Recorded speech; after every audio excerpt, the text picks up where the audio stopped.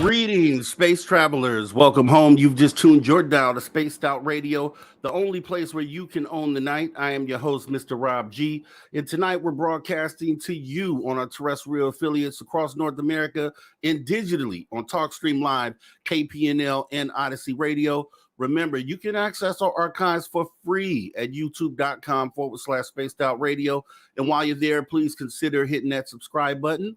Don't forget to follow us on Twitter and Instagram at Spaced Out Radio and at Spaced Out Radio Show. Our website is spacedoutradio.com, where the options are endless. You can stay up to date with the S.O.R. Newswire, get some official Spaced Out swag, like I have on right here, if you can see right now, and rock out to some Bumblefoot, plus so much more. We're going to go ahead and have an awesome show for you tonight on this Saturday. We're going to welcome back one of our legends in this field, a guy that everybody loves, including myself. We just love this guy. The legend Jim C. Goodall will be with us momentarily. Let's go ahead, though, first and hop into the chat and see who's here and who exactly showed up first. I pretty much have an idea. We do this all the time, and generally, I'd say 95% of the time, it is Race Fan, just like it is tonight. Race Fan gets the gold, and we have Mothman coming in with the silver, talking about hi, Rob and Jim the Legend. That's right. We do have a legend in the building, ladies and gentlemen. Make sure you don't go anywhere tonight. Jim Goodall will be in the building shortly, and we will be talking about some great stuff. We got Laura Lobbs coming in with the bronze. So Laura Lobbs, hi, Race Fan and Mothman. And welcome, Laura Lobbs. Thanks for coming in.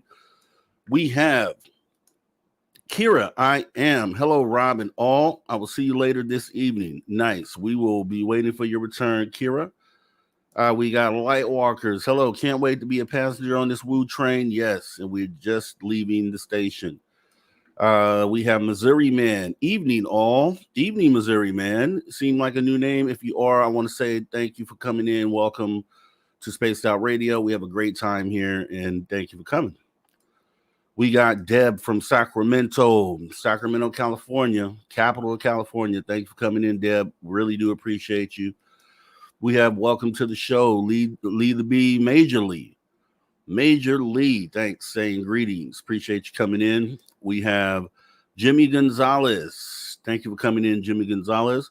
And we have Roger Murray coming in, always dropping some historical facts with the posts. I mean, might as well be educated at the same time. So appreciate you for coming in, Roger, and for dropping this information for us. We got Lars Jansen. Good morning, all. Thank you for coming in, Lars. Yes. We got Road Flare. saying hi, guys. Thank you for coming in, Road Flare. Thank you for joining us here on the weekend, Spaced Out Radio After Hours. We appreciate you. And who else do we have? Kurt M. Kurt M has stepped in the building. Hi, all. Thank you for coming in tonight, Kurt. Thank you for the support. We got Nicola Perry Jr. Thank you for coming in, Nicola. Appreciate you. Good evening and happy holidays. Good evening, Rob G. Good evening, Nicola. And happy holidays to you as well. And happy holidays to everyone else, right? We are in that season. We'll talk about that in a minute here. Let's see. We do have Brown Dwarf. Good evening. Appreciate you coming on in. President Zaddy, salute. Salute right back to you, President Zaddy. Thank you for coming in tonight. Let's see. We got Brienne. Hi, everyone. Hello, Brienne. Thank you for coming on in. We do appreciate you. Melissa Nicole. Seems like a new name. If you are new, thank you for coming in. Welcome to Spaced Out Radio. We will be having some fun tonight. And also tomorrow, we do this Saturday and Sundays, and then Dave runs the Woo Train Monday through Friday. So 7 days a week, 365 here at Spaced Out Radio. Shelly Montgomery, Tamont Man. Thank you for coming in, Shelly. Let's see, we got Little Cam 5-1. NFL trifecta winners, I hope. Bengals, Colts, won, and Lions dominating. How about them Cowboys, though? How about them Cowboys? Susan Alloway, thank you for coming in. Hello, everyone. We got Aaron Baca, Rob G, Mr. Plan B. Hey, okay, I'll go with that. Thank you for coming in, Aaron. And let me see.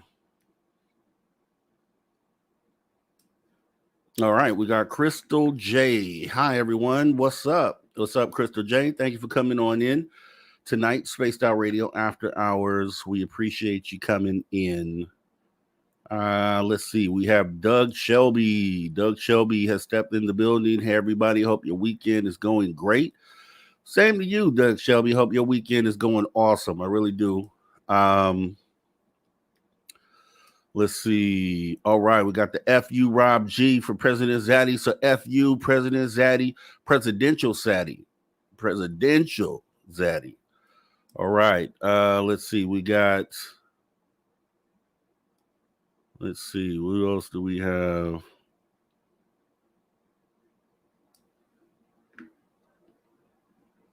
We got, I think that's it. Almost done here. Oh, we got Gizmo. Gizmo has stepped in the building. Thank you for coming on in, Gizmo.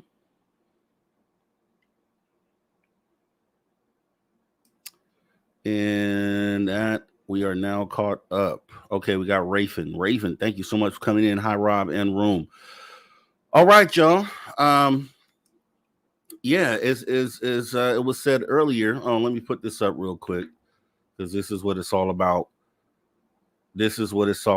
Oh, I just lost you. Here we go. Jimmy Gonzalez. Shout out to Jimmy Gonzalez. Cowboys Nation. That's right. Thank you, Jimmy Gonzalez, for putting that up. I think you already know what time it is, so I appreciate you. All right. With that being said, we are into the season. We are into this holiday season. Some celebrate it, some don't. It's just still a good feeling this time of year, and we're like right into that time frame. We got about a week to go for those who do celebrate Christmas coming up in about a week. And we are blessed enough to have the legend Jim Goodall joining us this close to Christmas. You know what I mean? This is the time where you start hanging out with your family and making those phone calls, making arrangements, seeing who's going to be where, and kind of, the logistics of it all. And we're going to have the legend with this kind of, with that same sort of feeling. So it's going to be lovely. I can't wait till we get into that.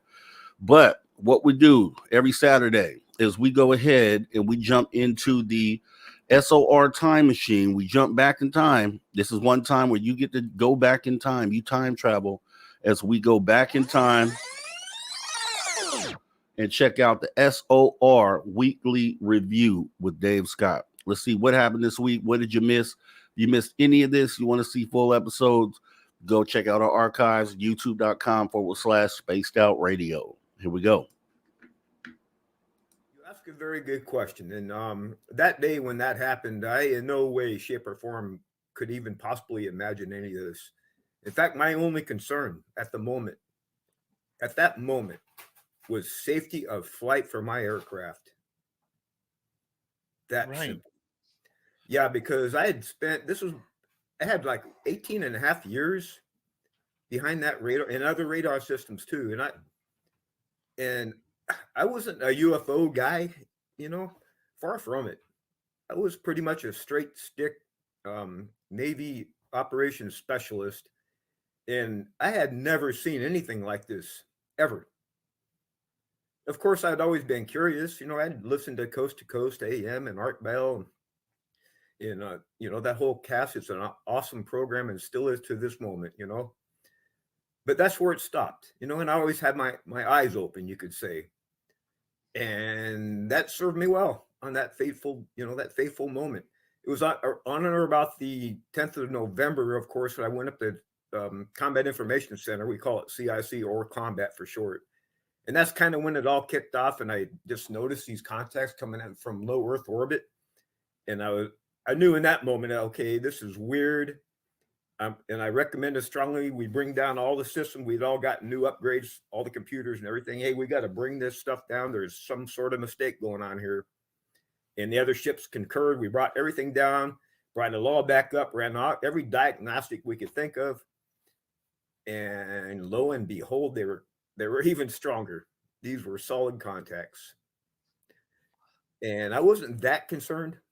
And again, Dave, I'm not gonna, this is well known history, but there's a couple points I want to make. I wasn't that concerned because we were off the coast of our own homeland, and I got all kinds of air defenses right off the beach if I needed them.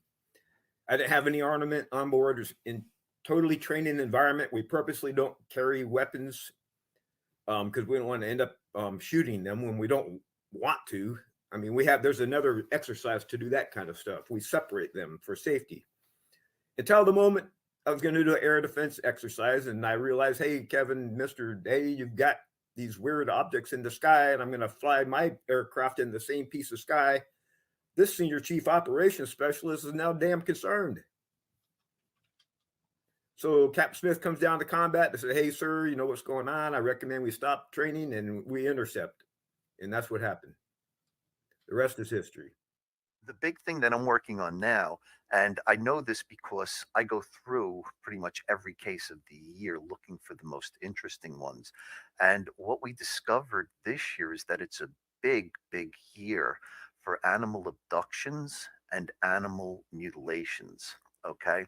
And one case in England, a man saw a cylinder type object. And remember that cylinder.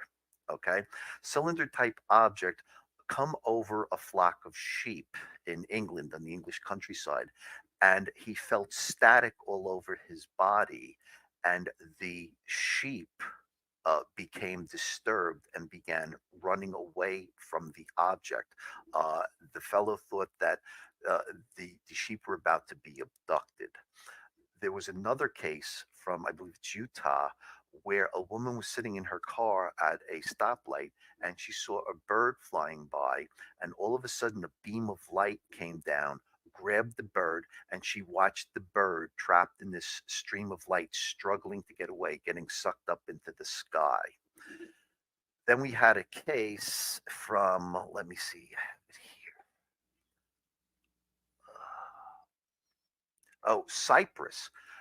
And the description from this case, I'm looking right at the case. A big mothership disk with pattern lights on with a cloud, and took a cat from the park, also leaves from trees and soil. So it just sucked up everything, including the cat. I've never seen three cases of non-cattle type animals being abducted. The the next one for me is the strangest one. Family was on vacation in Delaware, and they were in a bungalow near the ocean. But behind the bungalow was a forest. There was nothing but forest behind them. And this teenage girl, she was 17, she's looking out the window. It's morning, and she sees a coyote coming along the edge of the forest. Then she sees a glowing bluish cylinder. And remember, I mentioned cylinder before. Yes. Cylinder comes over, hovers pretty much 200 yards away from her. She's watching the coyote.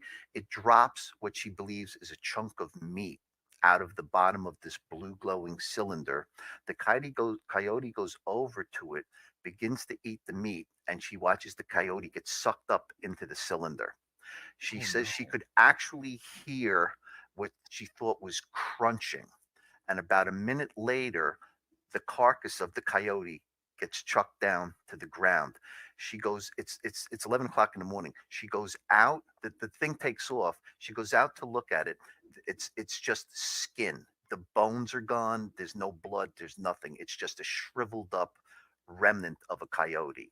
She goes back in the house, and her mother says, "Where have you been?" She says, "I just went out to look at." She goes, it's 3 o'clock in the afternoon. Where you been? She had 4 hours of missing time. So I think that was just one very lucky girl. At 2 o'clock this past morning, okay, my son woke up, and I didn't hear him because when I'm out, I'm out. My partner went and found him because she could hear some rustling in the kitchen. And here he was sitting there, dead asleep with his eyes wide open, watching his iPad. And a bunch of other weird things happened. She said it was one of the strangest things she's ever seen him do, and we've caught him sleepwalking before. But here's the interesting part about it. She moved the iPad to go get him back into bed. Then she went off to the bathroom, I believe. I'll have to confirm this story again with her. And the next thing she knows, the iPad is sitting on his dresser, and she has no idea how it got there. Now, let's go 3,500 and plus miles away to Pennsylvania, where Courtney Marcassani, I got off the phone with her just an hour before the show, our UFO reporter. She was up almost all night because at about 5 o'clock in the morning, her time, 2 o'clock my time, when my son is going through this, she is having alien lights surrounding her house and the forest all around her. So much so that logs for her from her fire pit, okay, were even moved. Now, Courtney's going to tell this story on Friday. I'm giving you just the Coles Notes version right now. But there is some weird things happening when you can put stories like that together about 3,500 miles apart, Bob. Well, so Lala and I were watching a movie. Naturally, it was horror. I forgot the name, but it was some horror movie. It was just pretty scary. Anyway, she says the camera keeps going off. So we started looking at the camera, and we're seeing structured craft behind our house in the sky, many of them. Entities walking on the neighbor's roof where they used to do and look at us while they're standing up there, and got that stuff on video. And there's trees around the neighbor's house, but the light on the top of the neighbor's house, which lets us know something's going on, is coming straight down on the roof, but not illuminating the trees. So it can't be coming from the road. It has to be coming from straight above. So then you look at some of these videos and you see things standing in this light on top of their roof. Okay, so then Lala and I are both having all these weird dreams, and I sent you a picture just now of a lucid dream I had, where I had a conversation with a gigantic monster, megalodon-sized pink jellyfish. Just really wild stuff going on, Dave. You were so focused on Sasquatch, but you were also somebody who was continually, and to this day, fighting organizations like the BFRO for real truth and transparency Yeah. on Sasquatch.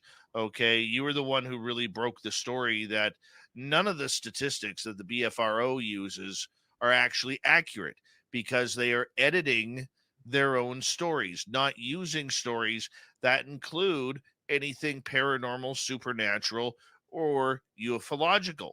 Yeah. And I think that was a big step for you. Number one, to put your name on the line for that. But number two, were you always somebody who believed in the extraterrestrial phenomena? Yeah, I always, I've told this as part of this childhood story, but since the age of 10 or so, when I first saw In Search of It, Leonard Nimoy in the showing the Patty film, I just had a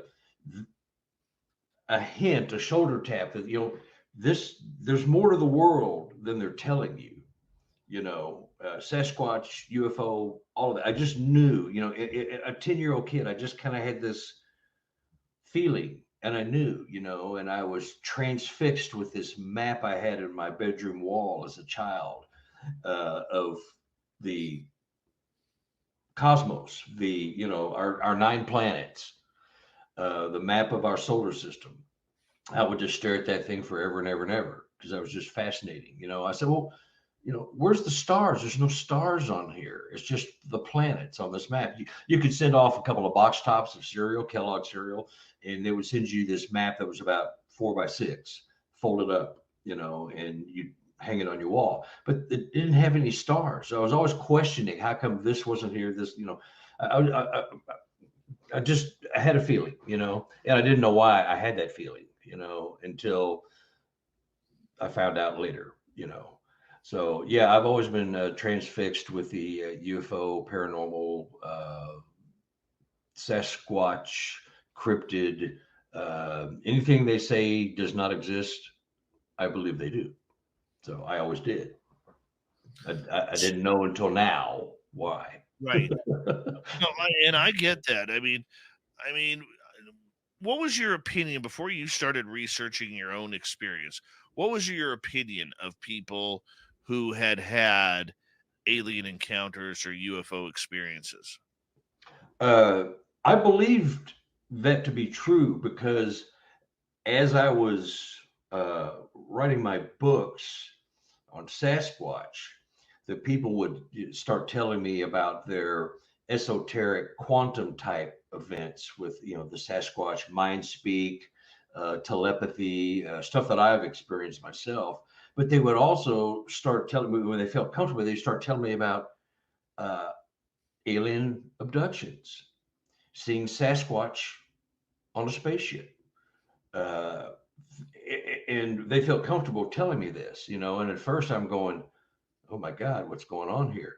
And then it just kept coming, And so I've got several women who are of the RH blood type, and they have had children that remember past lives when they're 6 or 7. And there's several stories like this. They would tell of knowledge of being like a fighter pilot in Vietnam or World War I or II, and describe life on another planet or in another area on our planet. I mean, knowing what your father did and the legendary legacy that he laid out for you, did you see your life going this way, or did you see it going other patterns of education? I never really had a clear vision of where my life would go. I don't think any of my parents' 5 children thought any of us would get actively involved with UFOs. Not that it's not a fascinating topic, but we didn't have to do anything. We just had dinner and Travis Walton would come over. And so it was always there. And it wasn't really until Project Blue Book, the TV show, that I got kind of publicly activated into the UFO world. Before that, it was just in private, and I didn't really think I had a voice or anything of value to say.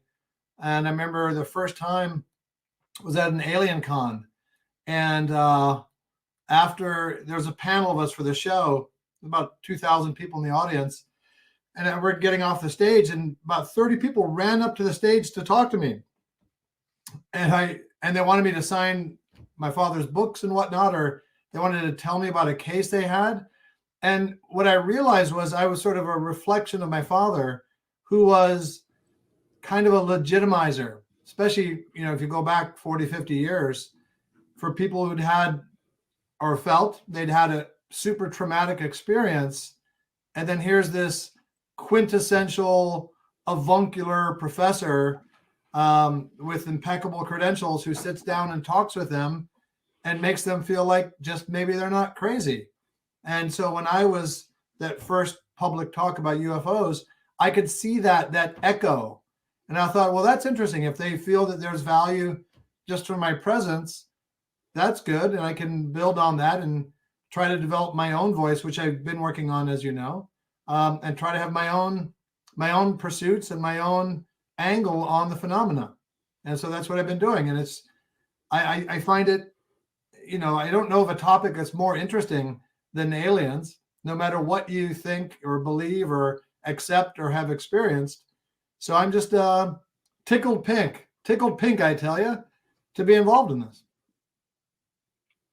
All right. Let's hop back into present time, right? That was the weekend review, Spaced Out Radio. And bring myself back up here. So awesome week as always. And we always hop in the time machine to take a look and see what you may have missed this past week of Spaced Out Radio. So once again, you can check out our archives for free at youtube.com/Spaced Out Radio.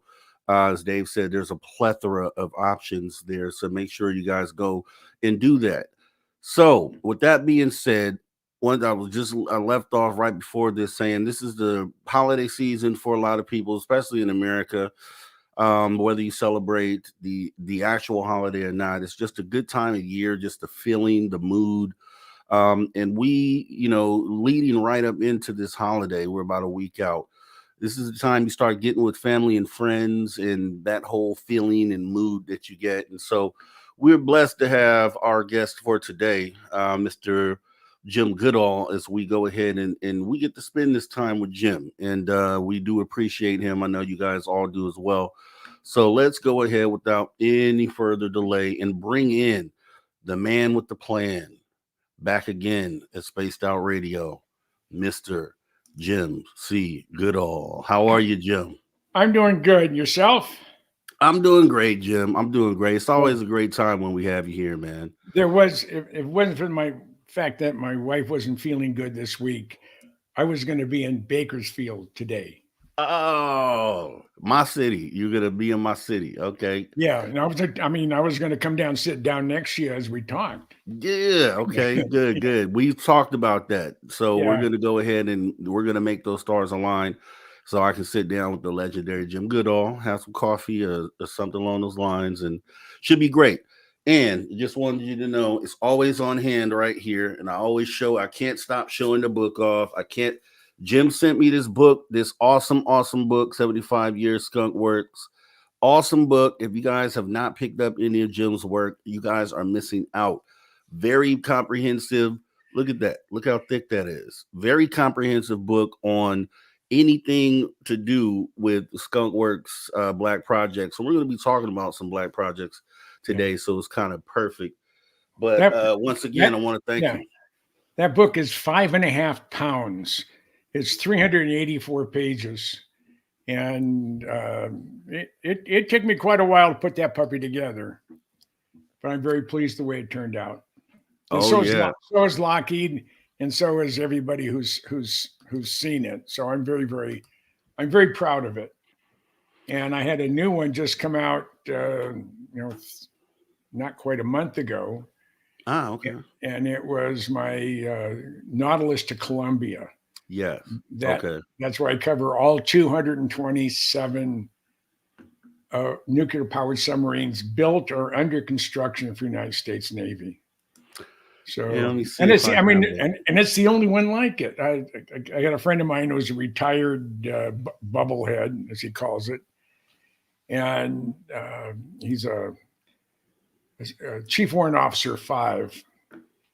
And he got it, and he gave me almost a 4-page book report on it, and he couldn't say enough nice things about it, and that just tickles the heck out of me. I mean, I'm an Air Force guy who's writing books about Navy stuff, so it doesn't. I'm apparently not the right person to do it because I'm not a bubblehead.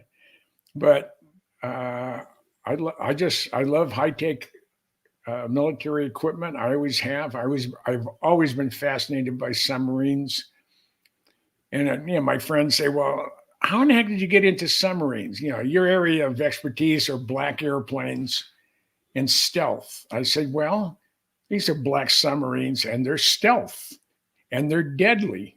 So it meets all my criteria for jumping in with both feet." And I've got nothing but great replies back from the submarine community on all. I have Los Angeles class. This is from Sheffer Publishing. I have the Seawolf Virginia class covered, and now I'm waiting to get on an SSGN, an Ohio class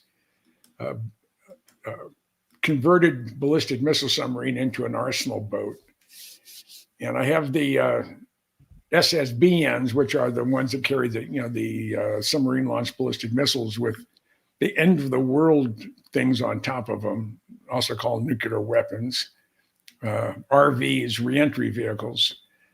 So I'm just, and one of the reasons I'm having a hard time is because when the North Koreans were rattling their saber, the USS Michigan went and spent over 800 days out of port, but it spent most of its time operating out of Guam versus normally out of Bangor, Washington. And then the same on the East Coast. I think it's the Florida that's it's off. They're off the coast of Israel just in case, and it carry 154 Tomahawk cruise missiles, and they can hit their targets within 3 or 4 feet. So it makes them a pretty awesome piece of war machine. And every time they fire them, fire them off, it just adds new manufacturing capabilities right down the street at Raytheon. I think all the cruise missiles and weapons that Raytheon makes are made here in Arizona. So we're not a strategic target. San Francisco is, Seattle is, your financial centers are. But I'm not worried about the Russians attacking us. I think they're misunderstood by the general public because of the rats in the mainstream media, which I have absolutely nothing nice to say about. Man, tell me. I mean, I get, if it wasn't for the internet and social media, most of us would be walking around in the dark, not knowing what's really happening, because the rats in the so-called mainstream media, they have their own agenda, and it has nothing to do with what is good for you and I. And you never spoken a bigger truth than that, Jim. That's just truth. And the other thing, the last 3.5 years have given us, it has destroyed the medical community. People were forced to take the jab whether they wanted to or not. Random guy. Yeah. I'm gonna be going to Vegas here probably in January. So I'll give you a buzz. We'll get together. And I'll crash at your place if that's okay. This is from Random Guy. And I mean, there's just so much crap that goes on within the fake news media, to quote Roger Murray. Yeah, it's just if it wasn't for some of the crazies we have on this site and other sites like it, we wouldn't know anything about extraterrestrials. We wouldn't know anything about Sasquatch, and we wouldn't know anything about just how corrupt fake news really is. That's why it's called fake news. Yeah. I mean, that makes a lot of sense too when you say that. I mean, I'm just picturing that. I'm picturing a world without YouTube and a world without social media, which we used to live in that world actually about 20, 30 years ago. That was so much nicer though. I mean, computers, I've lived most of my life in a computer environment. In the summer of 1956, that's a long time ago. I was 11, 12 years old. I was 11 years old. And the president of Fairchild Camera called my dad. My dad was a standards and calibration guy, but a process control specialist. And he said, Jim, we're starting a new division here at Fairchild Camera. We want to grow silicone crystal for the first time on a commercial basis in North America. So they came up with Fairchild Semiconductor, which morphed into another unknown name that very few people recognize. It's called Intel. So we built 11 crystal growers in our one-car garage right on the border of Los Altos and Mountain View, in what is now called Silicon Valley. Yeah. Back then, it was known for fruits and nuts, not the two-legged kind, the type that grew in trees or shrubs. And I actually had my hand, working on it. I mean, they didn't have zip ties back then, so everything was using the wax screen as you're going through doing all the cable ties.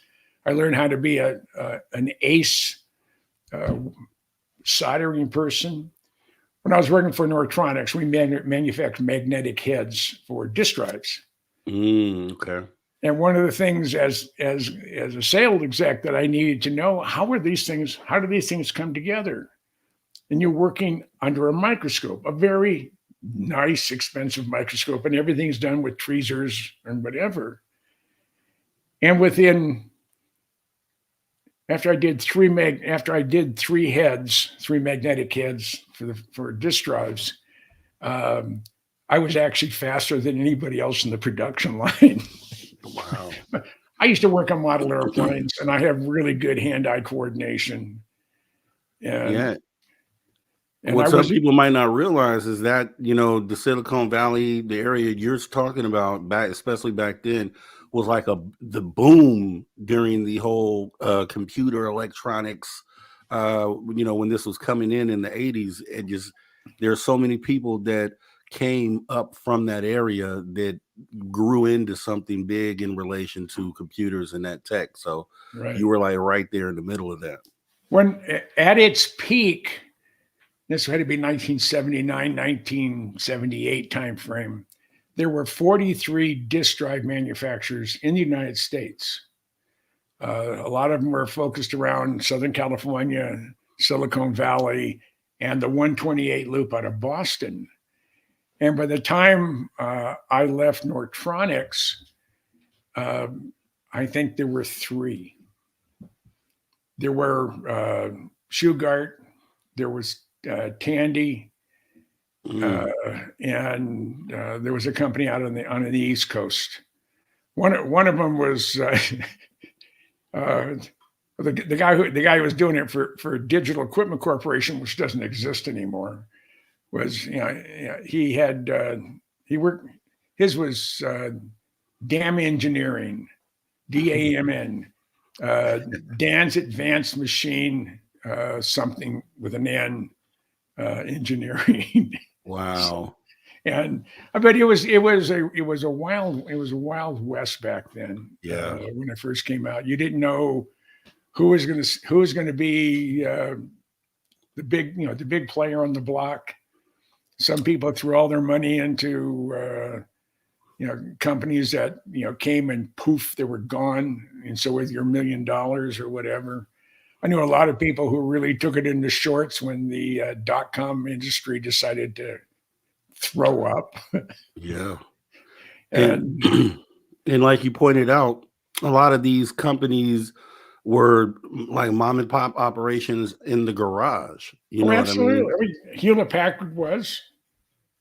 I mean, they were just down the street in Palo Alto. I mean, Microsoft actually started in, I think it was in Albuquerque.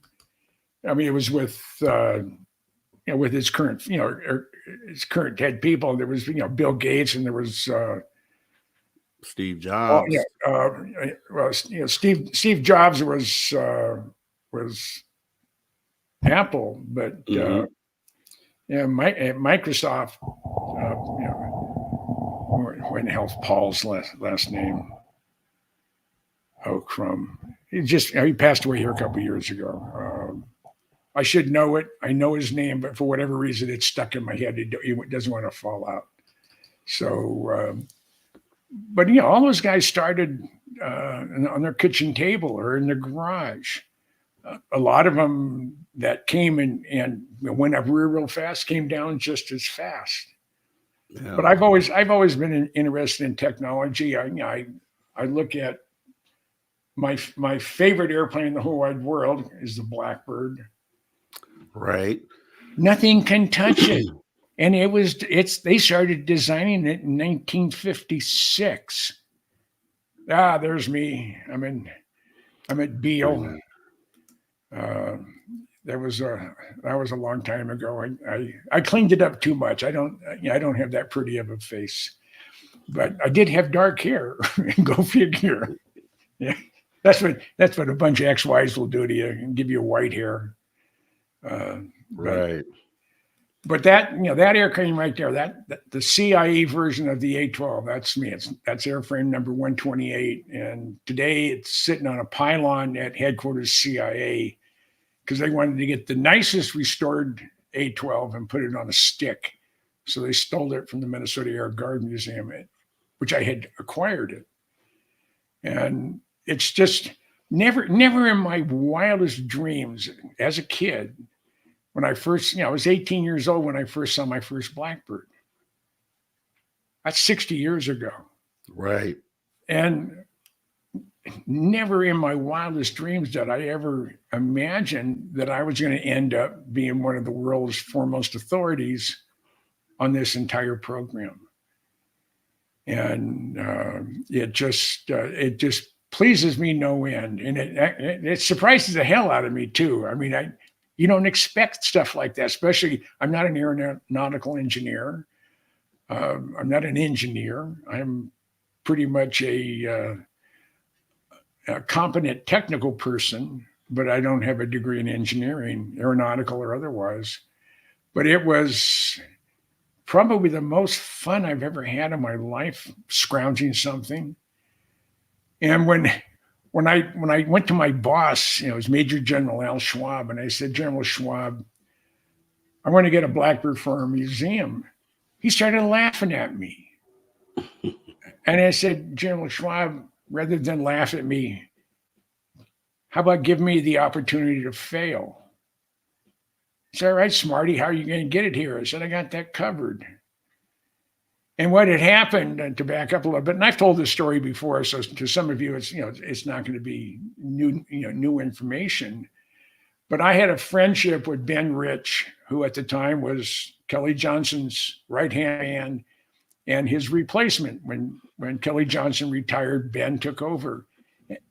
And Ben was probably one of the very few people who were capable of stepping into Kelly Johnson's shoes.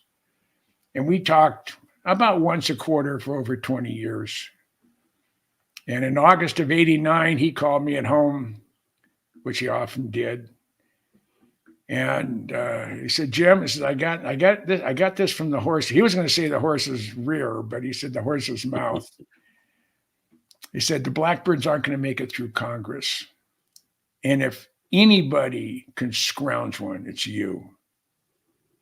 So I said, fine. I drove over to the guard base. I got on DSN. This is before cell phones. So if you made a long distance call, it was going to cost you a lot of money. Right. I've seen some bills at $1,500 for my daughter. And she was talking to someone in New York who happened. Oh, then that person moved to Amsterdam. But Oh yeah. but I don't let impossible things get in my way. So after Ben had told me, and there's Dave Fruhoff. Thing about Dave, and I'll get to that a little bit later. Dave Fruhoff is an S.R. 71 pilot that chased a UFO in either late 72 or early 73 at night out of Kadena, Okinawa. He was, there he is right there. He only lived 11 miles from my dad. My dad, when he retired, he was director of engineering at the Arnold Air Force Base Wind Tunnel Complex there in Tullahoma. And I called him up one day when I was visiting my dad, and they said, Dave, I said, are you home? I said, yeah. I said, we'd like some company. He said, sure, where you at? And I said, Tullahoma. And Dave lived in Lynchburg, the home of Jack Daniels. So I went in to talk to him primarily because he crashed. He had to bail out of a Blackbird trainer. They had a total electrical failure, and 5 miles from the end of the runway, when they dropped the gear, the airplane flamed out. He punched out. The IP punched out, and this is the back of a A-12 number 128. We're in the process of cutting the wings off to sit inside of C5. It's about 100 degrees out there. We're in a black airplane, so it's pretty warm. We did some things up there that I'm sure if OSHA would have seen it, they would have had an absolute heart attack. And I don't know if I sent you the picture, but there's a guy up there with a K-12 rescue saw cutting the 18 wing beams that hold the nacelle to the fuselage. And that's an A-12 without wings or engines. But it was dismantled that way so it would fit inside a C5. There's a New York Air Guard C5 that I scrounged 2 of them. And it's the most fun I've ever had. And here it's getting ready to load into the C5. We had 1.5 inches of clearance on the floor. Jeez. Of the, and that was because there were rails on the side. If for some reason I mismeasured by an inch or 2, we could have put a chain hoist or come along in between and torque the landing gear end to clear. But we had to take off the outer wheels and the outer brake assembly so it would clear. And the thing is really, really significant about the airplane going into the C5 is I had the distinction of being the only person on the planet to have been in the cockpit of that Blackbird at 33,000 feet at Mach 0.72 inside that C5. Wow. I called up Ben Rich, and he laughed so hard he said, I about wet my pants. And he said, I should issue you a Mach 3 minus card. And he never did, but his heart was in the right place. So I also landed it too. So no one in the world will ever be able to duplicate what I did and what I pulled off, because the rules have changed so dramatically. This is pre 9/11. Post 9/11, I would have never been able to scrounge not 1 but 2 C5s, and they used it for outside training. I mean, it wasn't a well, we're not going to get any value out of this. It's going to be, it is actually, they did training on moving outside cargo. And at the time, on an operational military aircraft or any type of aircraft, at the time the A-12 was moved, it was the largest object carried internally in a stock standard aircraft, not especially built like the belugas at Airbus, or the Dreamlifter, the modified 747 that you can put 787 stuff inside. So, but it costs money, so they never did submit the paperwork for the world record. Now, let me ask you this, Jim, because we was talking to Dave Scott earlier this week, and as you know, recently he interviewed Michael Schratt, your friend Oh, Michael yeah. Schratt, and what Dave and I were talking about was do you think that there's a successor to the S.R. 71? And I guess Dave was stating that Michael Schratt believes that they're probably on like S.R. 74, 75 right now. What is your view on that? Do you think there is a successor, and Well, do you think it'll ever come out? well, yeah, it'll eventually come out. I mean, the A-12 Blackbird, the CIA version of the SR 71, was retired over 20 years before they admitted the existence of this particular airplane, the single place Blackbird. They still hem and haw about it, even though they admit that there's a test based out 100 miles north of Las Vegas, but they won't say Area 51. They'll just say a secret test site. And when they sort of kick the can around trying to admit that Area 51 is real, they wouldn't say it. So I sent the original. I actually walked into the wing headquarters at Nellis.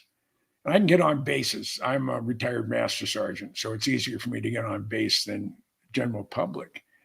And I went in to the wing commander, and I had this official news release. I said, "Could you do me a favor?" And I'm talking to his secretary. "Could you photocopy this onto wing headquarters and ask the boss if he'd sign it?" He threw me out of the office. They said there's no way in hell they were going to admit officially that Area 51 exists. So, And this was after Bob Lazar came out.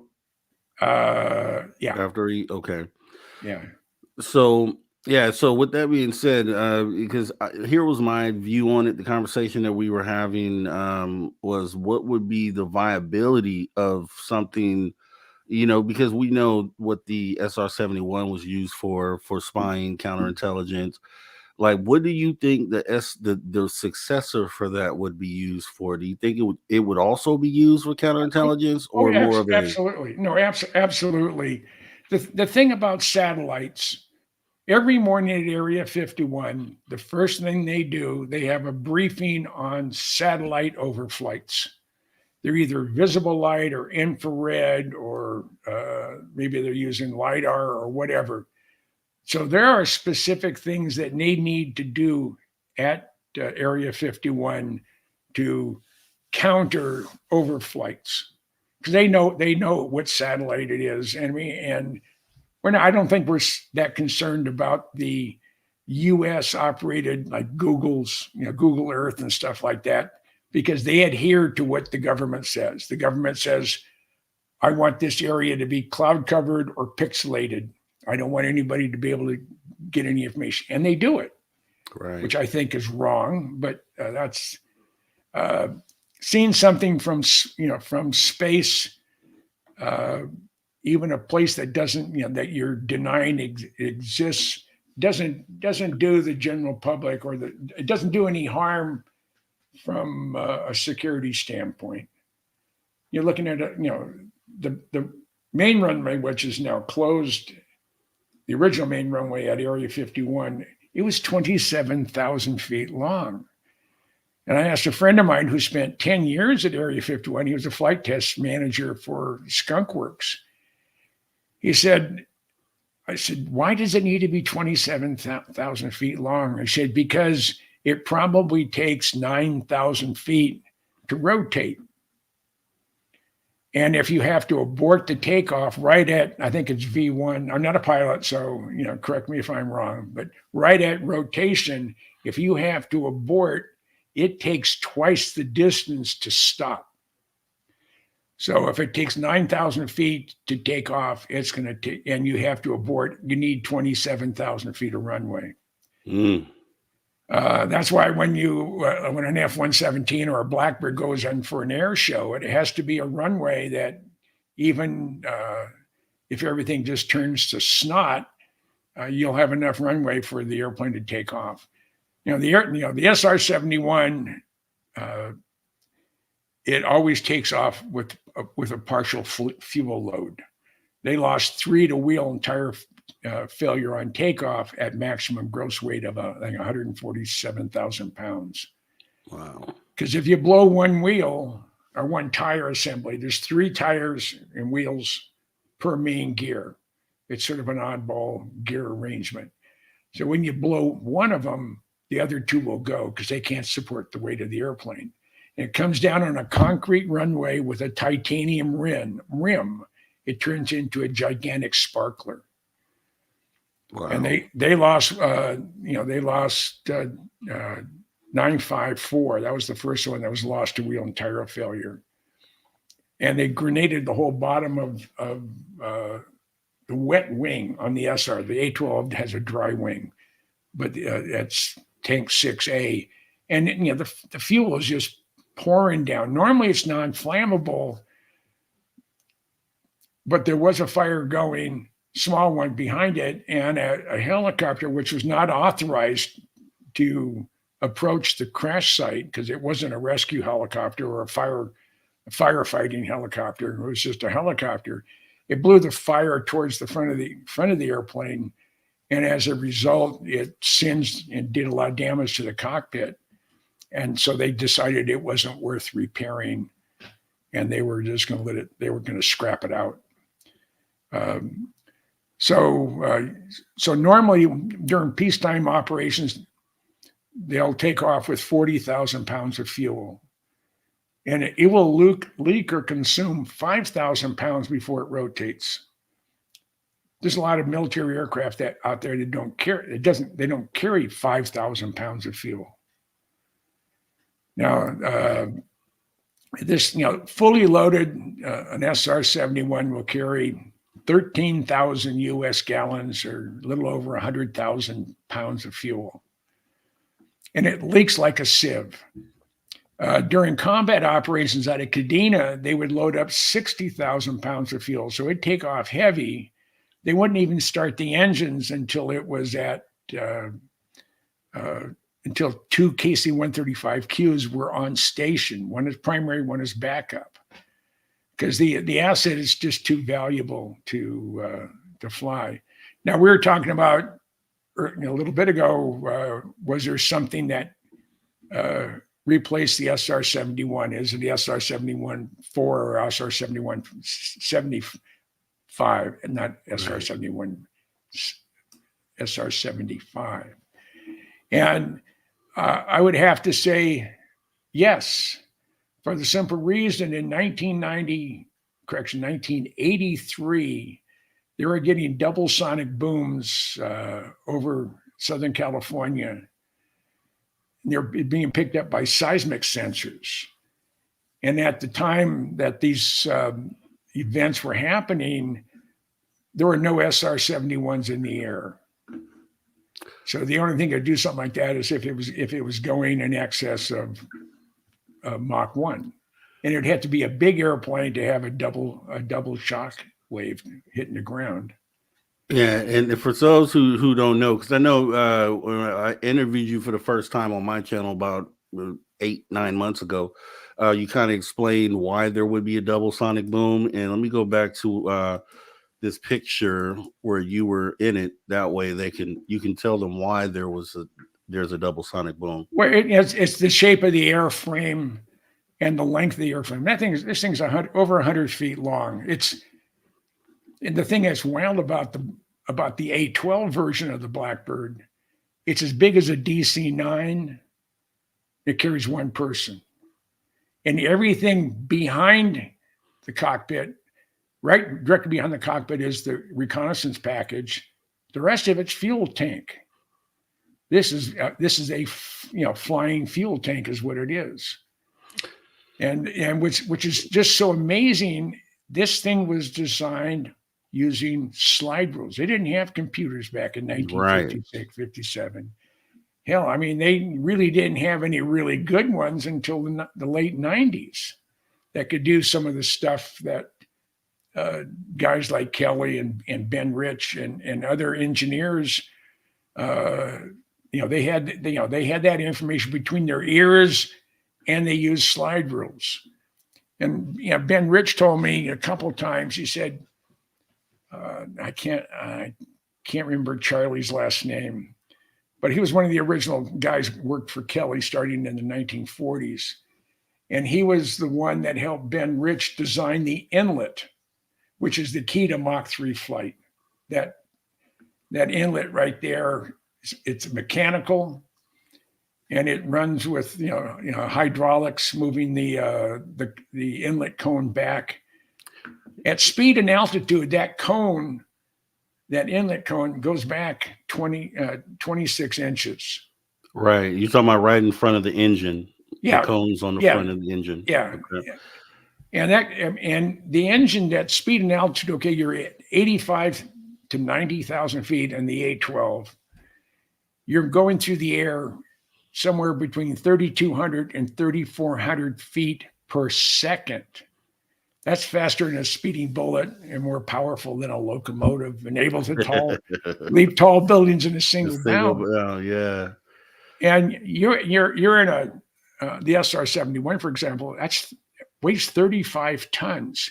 You're going through the air faster than a 30-06 round out of a rifle. That's crazy to think about. What we're going to do real quick, Jim, we're going to pause for the call. We're going to pause for the calls right now and take a break. Okay. But when we come back, a lot of people out there, and like I said, I interviewed you the first time about 8 months ago, and we talked about some of this stuff, and I want to make sure that these people here too. When it comes down to the black projects, like we have in the title here, Jim was part of a group, and is still part of a group that kind of sniff these things out, as I talked about with Dave earlier this week. So we'll kind of get into that. Okay. And we'll also get into the question that was posed that I said I was going to ask Jim when we got him here. So we'll get into all that in hour number 2, only on Spaced Out Radio. So you guys take a quick break, and we'll be right back here. Okay, I'm gonna go get some water. Yeah.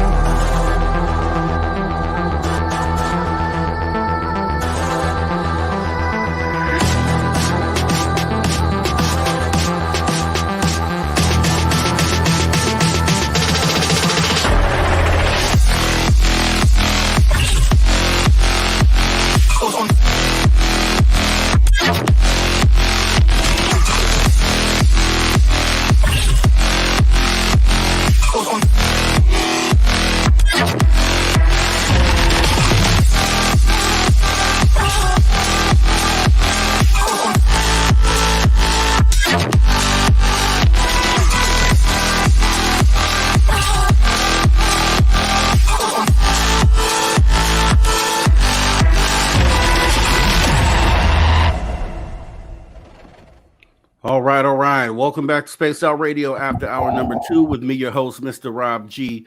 And we're going to continue with our guest here, the legend, Mr. Jim C. Goodall. And we're going to jump into the question that Dave and I kind of posed earlier this week. And we said we were going to ask Jim. But before we actually jump into that, let's talk about the S.O.R. fan party, May 10th through 12th, 2024. The itinerary goes as follows. Friday, it'll be Jessica Jones, myself, and then Dave Scott hosting 1 hour each. And then right after that show is going to be the VIP after party. Saturday, we'll do the ghost hunt with Merle. Saturday night, the UFO Skywatch with Melinda Leslie. And Sunday, if you're able to stay or hang around, it's going to be a free-for-all. So pretty much we're going to do whatever you guys want to do. You can come and see S.O.R. fan favorites like Science Bob, Lala Bright, the guy right next to me here, the legend Jim C. Goodall, Melinda Leslie, Merle, Lorian Fenton, Dr. Michael P. Masters, and more. You can come meet Dirty Phil, Jessica Jones. You can meet me. I want to meet you. We can sit down and have breakfast for dinner. Once again, something that'll make Dave pretty upset. Let me know. We can go ahead and get that set up. It'll be $60 a ticket, and then a $100 ticket gets you the VIP and all the swag bags. Rooms have actually been even cheaper than $139 per night I've seen recently. Less than triple the price of Las Vegas, if you recall those prices. Perfect Christmas gift. And then we understand that this does happen during Mother's Day weekend. But hey, your wife deserves it. Your daughter deserves it. Your mother deserves it. So go ahead and get them the ticket to go.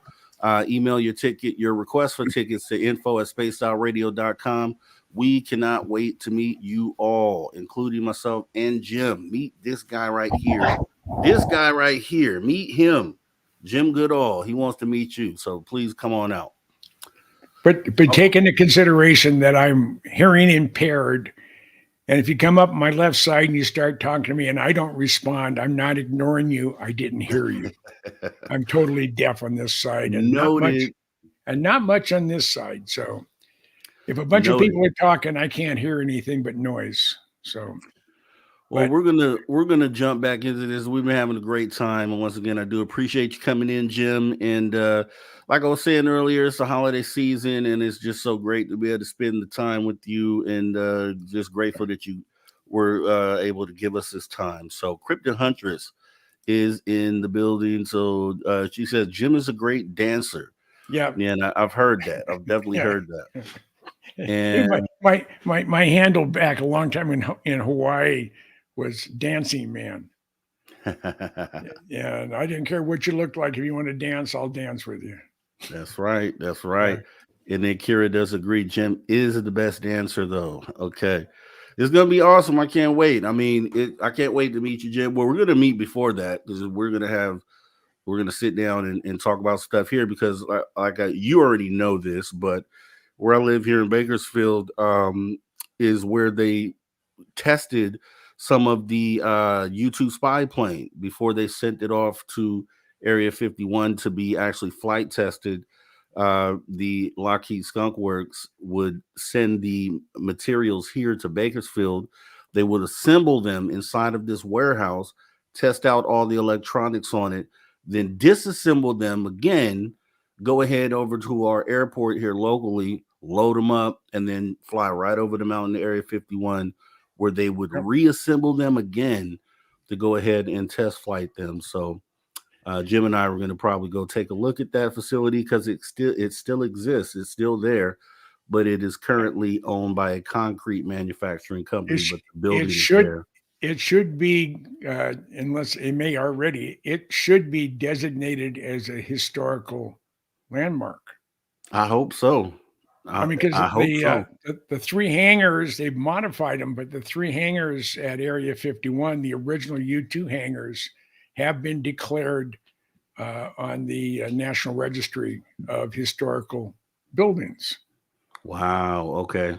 Yeah. And that might be the case here because I had only found that out when I was preparing to interview you for the first time. Oh. I was looking into some of these Black projects, as we'll get to talk about now, and found out that but a lot of people here locally already know about this, but we're going to end up taking a look at that once we hook up here in Bakersfield, Jim. So you don't worry about that. But I did want to jump into a question because A lot of people, and I said this earlier in the week, and I don't know how many people really know this, but you were with the group called the Interceptors that we've talked about before, and currently are still with them. But this was a group that would go out and sniff out these black projects.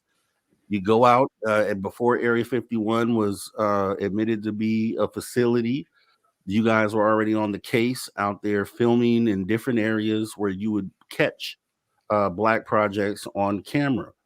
And tell the people about that, and then I'll get into the question that Dave had afterwards. Well, I have. It's always been my feeling. There's the Stu Brown piece. Now, if you can't see all my pictures, but if you look on the right hand side, you'll see arrows pointing photos of Jim Goodall. I'm in that layout 4 different times. And I designed the Area 51 patch. I did that along with Glenn Campbell. Not Glenn Campbell, the singer, but Glenn Campbell, the Area 51 research guy. I think he's since passed away. But we sold about 10,000 of those puppies. But we'd go out, we'd camouflage, we would, we were really good at hiding. Now they have all sorts of new sensors. They've taken, they took Freedom Ridge away. They took away White Sides, where you had you could look right at Area 51 and not even get out of your car on Freedom Ridge. That's me when I was a little bit porkier. At my peak, I was 375 and now I'm about 200. So that's Area 51. I took that on December 13th of 1991. I'm on the top of White Sides, and that's about 3 inches of water on Groom Dry Lake. And there's a picture floating around. I have it somewhere in my collection of some guy had a little boat he pushed out there. I mean, he brought it over as a bass fishing boat and put it into the middle of the lake, all 3 inches deep of it. And he's there with the fishing pole fishing, and someone took a picture of him, and it's just a hoot. But that lake bed, much like Rogers Dry Lake at Edwards, is a perfect emergency landing area. Jim Eastham, when I was a second or third. I think it was the second time hitting Mach 3, but this was Mach 3 sustained. So he was at it over 10 minutes. And he's coming into Area 51, and as he's banking into Area 51, all of a sudden the cockpit's starting to fill up with smoke. We figured since I went 2,200 miles an hour, I'm sure I cooked some paint or whatever. Well, what he didn't know, and what Lockheed didn't know, is all the insulation on the wiring was designed to 400 degrees Fahrenheit. And at Mach 3.2, after about 10 minutes, the airframe has, in some areas, is over 1,000 degrees. Average throughout the airframe is right around 520 degrees. That's 100 degrees, almost 100 degrees warmer than your broiler in your oven. And what it did, it burned off all the insulation on the wiring. And Jim said, this is Jim Eastham, the test pilot, he told me, he said, another 10 or 15 seconds in the air and I'd lost the airplane. Because he said that the ironic thing is 2 things happened at the same time. First of all, he had smoke coming out of the cockpit. Second of all, as soon as he hit his brakes, his hydraulic pressure went to 0. So he popped the chute and nothing happened. So he can't see at all. I mean, the cockpit's totally filled with smoke. So he pops the canopy. A canopy blows off, bounces on the dry lake bed, but didn't break anything, just the breakaway hinges. And there's just in case, they took an oil truck and they put a 1 mile diameter circle on Groom Dry Lake. So if his parachute failed or his brakes failed or both failed, eventually, if he could ride on the stripe, it'll eventually run out of energy and stop. Mm-hmm. And that's what he did. He said he made it almost a full circle, and finally the thing stopped. Now the canopy's gone, so he gets up and he looks behind him, and there's smoke pouring out of everywhere on that airplane. So the airplanes were grounded for about 6 weeks while they went in and replaced all the wiring. On the next flight, Mel Vavadich was in an A-12. He was getting ready to launch, and he was probably one of the most safety conscious pilot they had there at the test site. So he goes through all his procedures. So there's no way that he'll get caught off guard if something bad happened to the airplane. Checks everything out. Everything checks out good. He advances the throttles. He's going down the runway, and right at I think it's V1 where you're supposed to rotate. I think V2 is when you lift off. Correct me if I'm wrong. I should know. I've been at this for 50 years, but being I'm not a pilot, it doesn't stick. It doesn't want to stick in the things you need to know. And all of a sudden, as he pulling the stick back, pitches up, the airplane yaws. He goes to correct, and the airplane pitches up. I mean, he's all over the sky. Next thing, he finds himself like this. I mean, he is about a 2-degree angle down.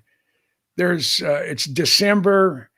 There's about 3 to 4 inches of ice on Groom Dry Lake. It'd be like this, but it had been very, very cold.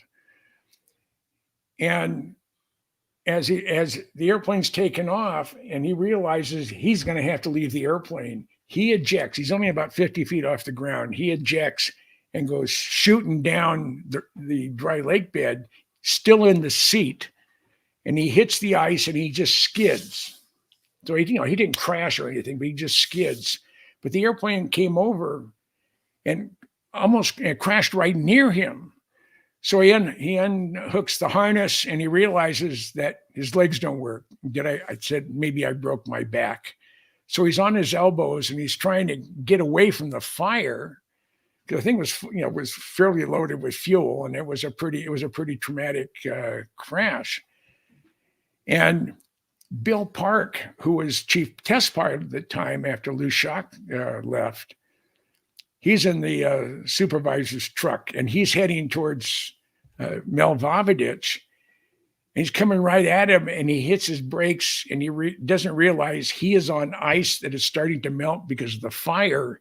So this is slick. He went scooting right past Mel, almost ran him over in the pickup truck, and went about a quarter of a mile past him, and then came back very slowly. By that time, the ambulance is coming out. The paramedics are there, and they go to pick him up. They dropped him 3 or 4 times. He actually got hurt worse by being dropped by the paramedics. And he's laying on the ice. All of a sudden, he can feel his toes. He figured maybe he just shocked his back.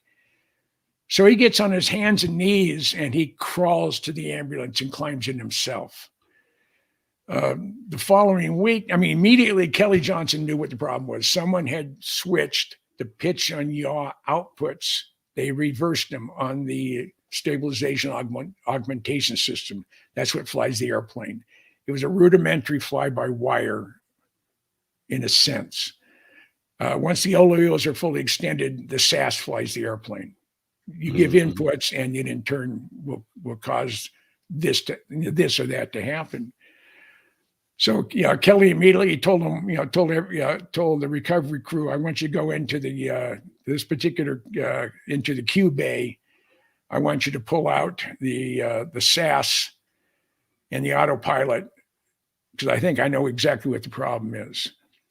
And he was right. So they had rewired the whole airplane, and that's when Mel crashed it, because the pitch and yaw outputs were reversed. So knowing this, he and Bill Park flew to Beale Air Force Base, where this S.O.R 71 simulator is. It's basically the same airplane, except it has a second guy behind, what they call the RSO, the Reconnaissance Systems Operator. and they plug into the computer. It's an electromechanical job of the pitch and yaw outputs being reversed. Knowing this when you set into the sim and you're going down, you advance the throttles into full burner, you're going down the runway, you pull the stick back and the airplane starts yawing, you go to overcorrect, and your piloting skills are so ingrained into your subconscious, it won't let you do something that's against what you've been doing your entire life. When you pull back the stick, that means you're going to pitch up. Now I'm going off, yawing off to one side or the other. I go to correct it, and now I'm pitching up. I mean, he was all over the sky. So they went to Beale. They set up the simulator to emulate that. And Mel, I think he said 4 or 5 takeoffs, he crashed every time. And he was upset. Even knowing what was going to happen, he could not keep from doing what came natural to him, in a situation, because everything was upside down and reversed. So Park said, "Oh yeah, let me take a look. Why don't you go get a cup of coffee at base ops? I'll see what I can do here." So Mel said he was gone about 45 minutes. He came back and he asked Park, "Well, how'd you do?" And Bill says, "Well, I had 3 perfect takeoff and landings. I didn't have any problem at all." And Bill Park says Mel's face just melted. And then Park started laughing. No, I crashed the damn thing too. So every time. So they lost another airplane exactly the same way. Another Skunk Works airplane, an F-117. The first flight with Jim Ridnour was going to take off the very first operational F-117, and it does the same thing. And that's the F-117 that's on the pylon there at Skunk Works today. So here's what I want to do, because we were talking about this, and we were at Area 51, which you had this beautiful shot, which no one can get this close anymore to take this picture. But I want everybody to see, because you talked about Glenn Campbell earlier. So this is the group.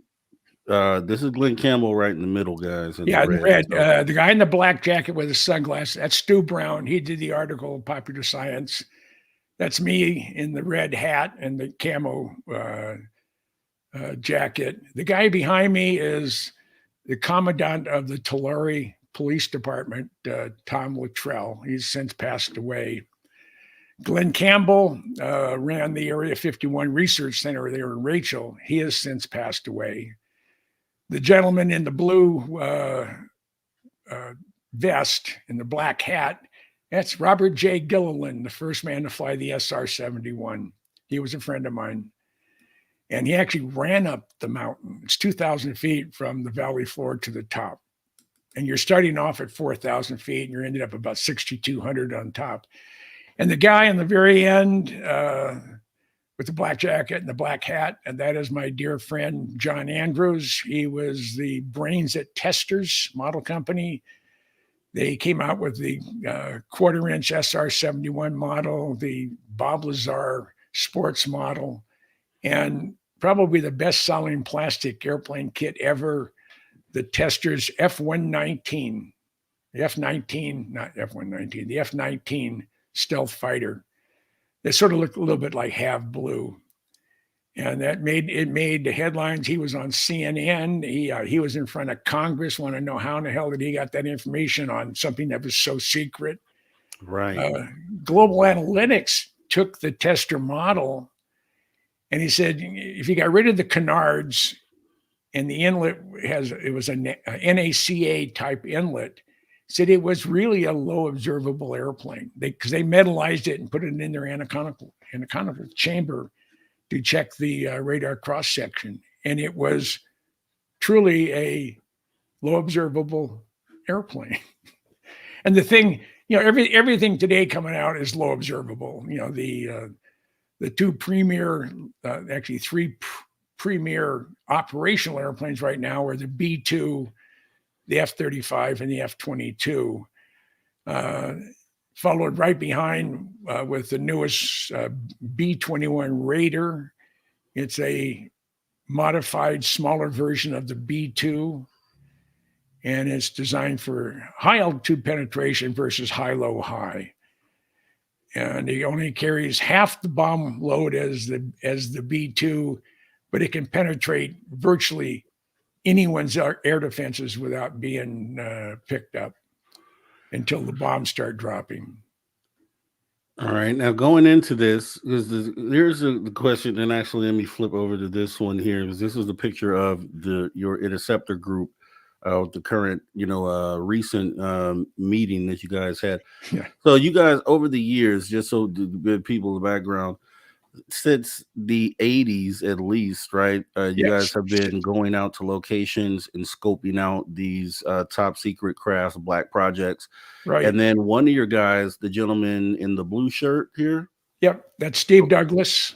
Okay, Steve Douglas. And I know I saw him recently within the last maybe 5 years, 6 years on a news segment where he was showing pictures of a craft that he had captured top secret that was of a triangle shape, and it ended up being, I guess, the B-21 bomber in the end. So he caught pictures of that before it was released. Well, now this was the 28th of November of 2018. Okay. It's either 28th or the 18th, one of the two.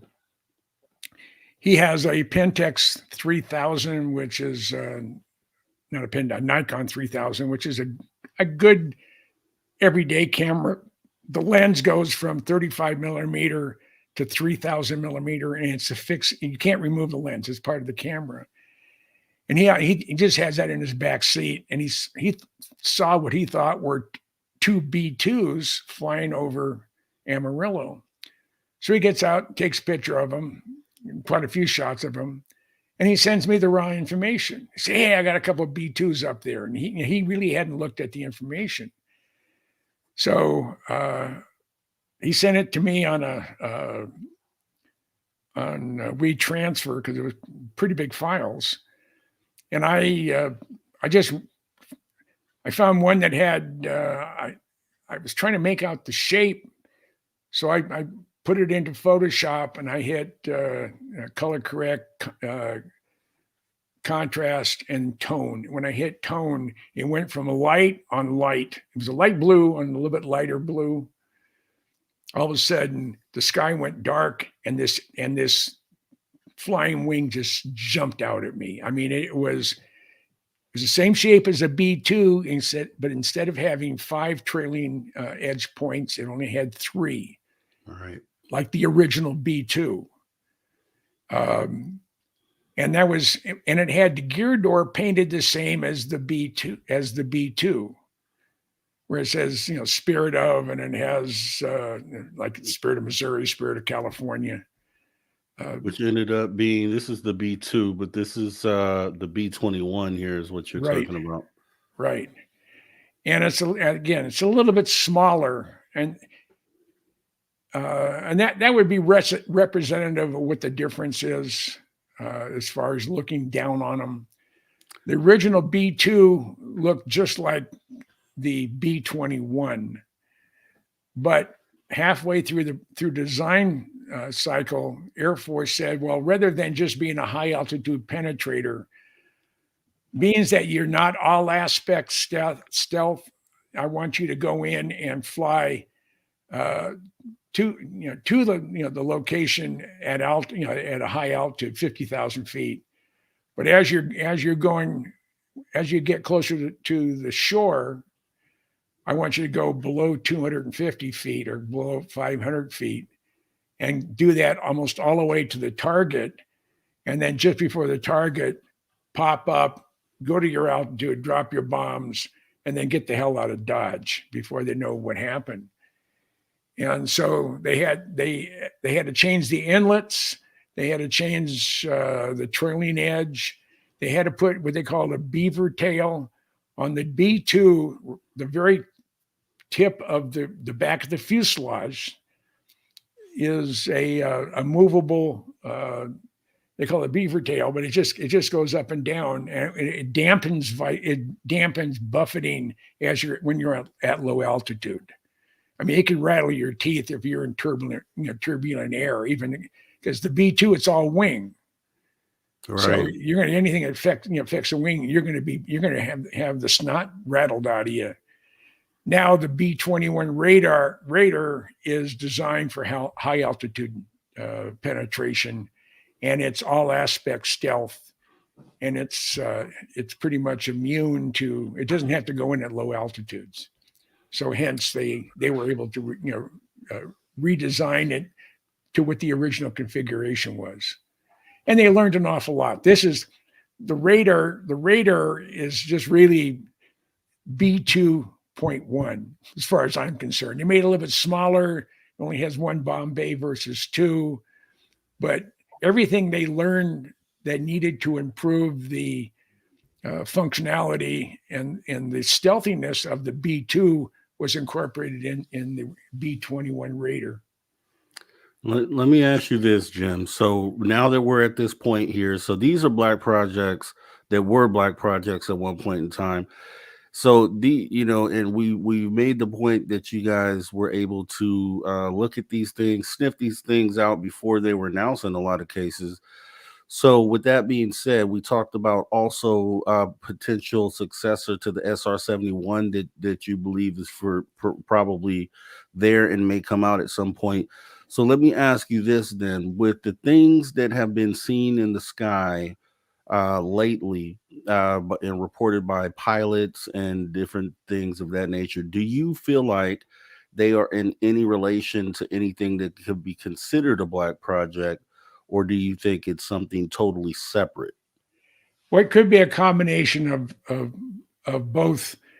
Something that's very classified, that it's becoming more and more visible as they need to fly during the day versus at night, or they're flying over more populated areas.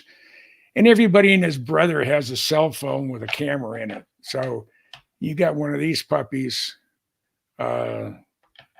you're pretty much you have everything you need to catch an image. And that's why we're getting all the UFO stuff out there. Unfortunately, this is a great camera for something that's close up or something that's not that far away. When you're shooting at night and you see an object going through the sky, all we're going to have is a pixel or a couple of pixels up there. You need something like a Nikon 850. Yeah, there we go.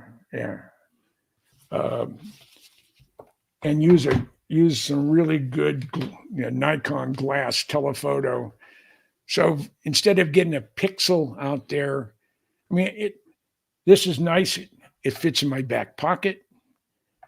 That thing doesn't. It's heavy. It'll wear on you if you wear it all day long. You'll have a stiff neck the next day. But it will give you an opportunity to shoot something that's a long way away with really, really good high quality resolution. And you could actually see the shape. Even if it's small, you can blow it up. So this is my Nikon D610 is like 24 megapixel. The 850, I think, is 47 megapixel. So, I mean, it's 40 million pixels per inch. So it does the trick. I wish I had it back in the day. A dear friend of mine, Jay Miller, we had a mutual friend contact him. He contacted me, and I told him, "Hey, guess what? I gave myself a early Christmas present. I got myself finally an 850." And he said, "Well, I have an 850, but I have a Z7 and a Z10. Those are the mirrorless ones. And for the amount of money I spent and the complexity of the Z series Nikon Nikon cameras, I said I would have been better off buying two 850s." Now, okay, what's a... Yeah, Kira's saying she needs a psionics. I was saying the same thing. the psionics, a lot of people who have used them have pretty, shown that they've been able to catch mysterious things in the sky, anomalous things. So psionics, whatever spectrum it's using, I think it's night vision or something along those lines. But a lot of people who have purchased them have had success seeing things in the sky. When was it? This was in June or July of 21. I was in, my mind, for whatever reason, I can never remember the name of the town, but it's up in north central Arizona. We were there for a gathering of UFO type people, and Melinda Leslie was heading it up. And we went to the Bradshaw Ranch. We got there about 11 o'clock at night. Everybody was issued night vision goggles. And you look up sky now. The sun is at midnight. The sun is in the absolute opposite side of the earth. Right. You're looking up, straight up, and there's all sorts of stuff moving in the sky.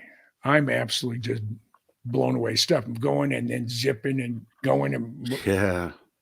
And that's what I keep telling people. I keep telling people this. I tell people who have not had sightings that from what I've seen, or from people who I've talked to that have these cameras that have gone out, they have pretty much 80% of the time, it would appear, been able to see things. So if you had never had a sighting, you wanted to see something anomalous and strange, if you were to get one of these, and I think I talked with Tim and Tom King, and they were talking about how a base level one you could get was about $400, and you would have, essentially, you would be able to have a sighting with one of these things, and kind of, for those people who have gone their whole lives and not seen anything, this would be a good tool. I've seen spooky airplanes. I've interviewed people who have chased one. I mean, John Lear was a dear friend of mine for over 45 years. And I mean, I've been out at the black mailbox east of Area 51 there in Tippecanoe Valley. And the sun's going down. It's just a sliver of a moon. There isn't a cloud in the sky, and it's going down. And now the sun's behind the clouds. I mean, behind the mountains and behind the horizon.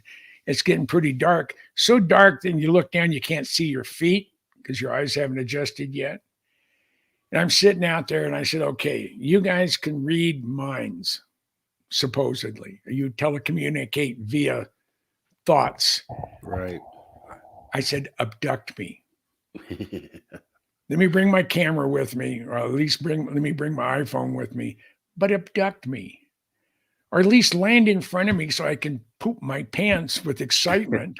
Right. I don't think I'd be scared, but I'm out. I live in the greater Tucson area, and Oro Valley, which is the northern suburb of Tucson.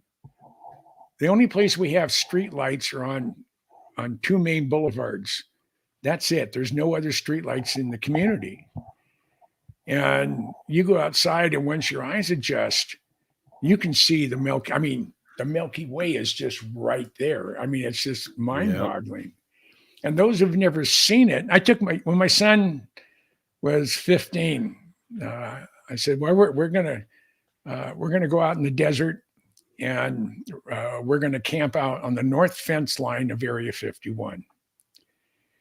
And we're there for 5 days. Never saw anything that we I didn't already know.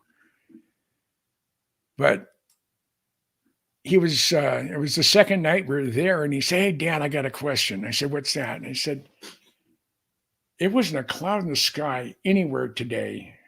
You have to have this incredibly huge cloud going across the sky. But I can see stars through it and whatever." He says, "I didn't see that cloud earlier, today before the sun went down." I said, "James, that's the Milky Way." Mm-hmm. He had never seen it. Yeah. And the stars were so bright, and he was only 15, he could read a book by starlight. Jeez. That's how bright it was out there. Unbelievable. But heck yeah. But I have never ever seen a flying triangle, a disc, a grouping of lights that zip through the sky, and it pisses me off. I mean, I'm not envious about a lot of things, but I says, I hope someday that, that I'm the guy who I can get a picture of me and an alien welcoming him to Earth. Well, here's a good thing. I've heard Melinda Leslie has had good success in her sky watches that she does in Sedona. Yeah, And she'll be there at the Reno trip doing the sky watch on Saturday. So maybe that's the night that we'll be able to make that happen.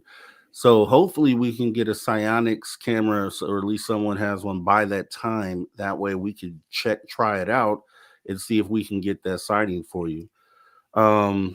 With that being said, there was one other thing I wanted to talk about.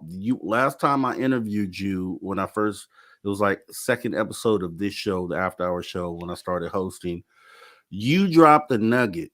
And this was unknown to anyone but you. You knew all the details, and you kind of gave us a nugget and I didn't understand how that connected to anything until I went ahead and interviewed Luigi Venditelli.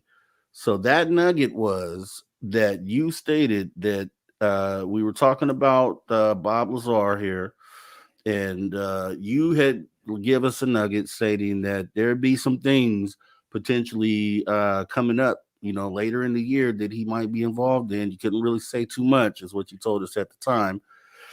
Then we get Luigi Venditelli, who ends up being the director on the new Bob Lazar film that they're doing with Unreal Engine 5. And then I connected the dot. I said, this is what Jim was talking about. And then sure enough, Luigi stated he knew you and you. So I was like, okay, this is what Jim was trying to say, but couldn't say at the time. So if you wanted to talk about any of that, we're going to have him back on actually when the film releases. So we'll be interviewing him again, but he stated he knew you and kind of talked about the process if you got a chance to see that show. But what do you think about the Bob Lazar film, it coming out? How impactful it's going to be for people to actually see what it was that he was going through? Bob's adventure with Luigi is a 3-part process. A movie is part of it, but there's hardware in there. And there's also going to be stuff you can buy down the road a ways. So John was a friend of mine for over 45 years, almost 50 years. Bob, I've known since 89, the beginning of 89, the end of 88. I think the world of both those guys. John Lear, who's just if you've never had the pleasure of meeting John Lear, of course he's gone now. He made it just before his 80th, the year of it, he was going to turn 80, which was last year. And I'm surprised he made it as long as he did, because in 2015, I didn't think he was going to see Christmas. But he did. But I had so many fun adventures. The first time I went up to Whitesides, I was with John Lear. The first time I went to the fence line at Tonopah Test Range, I was with John Lear.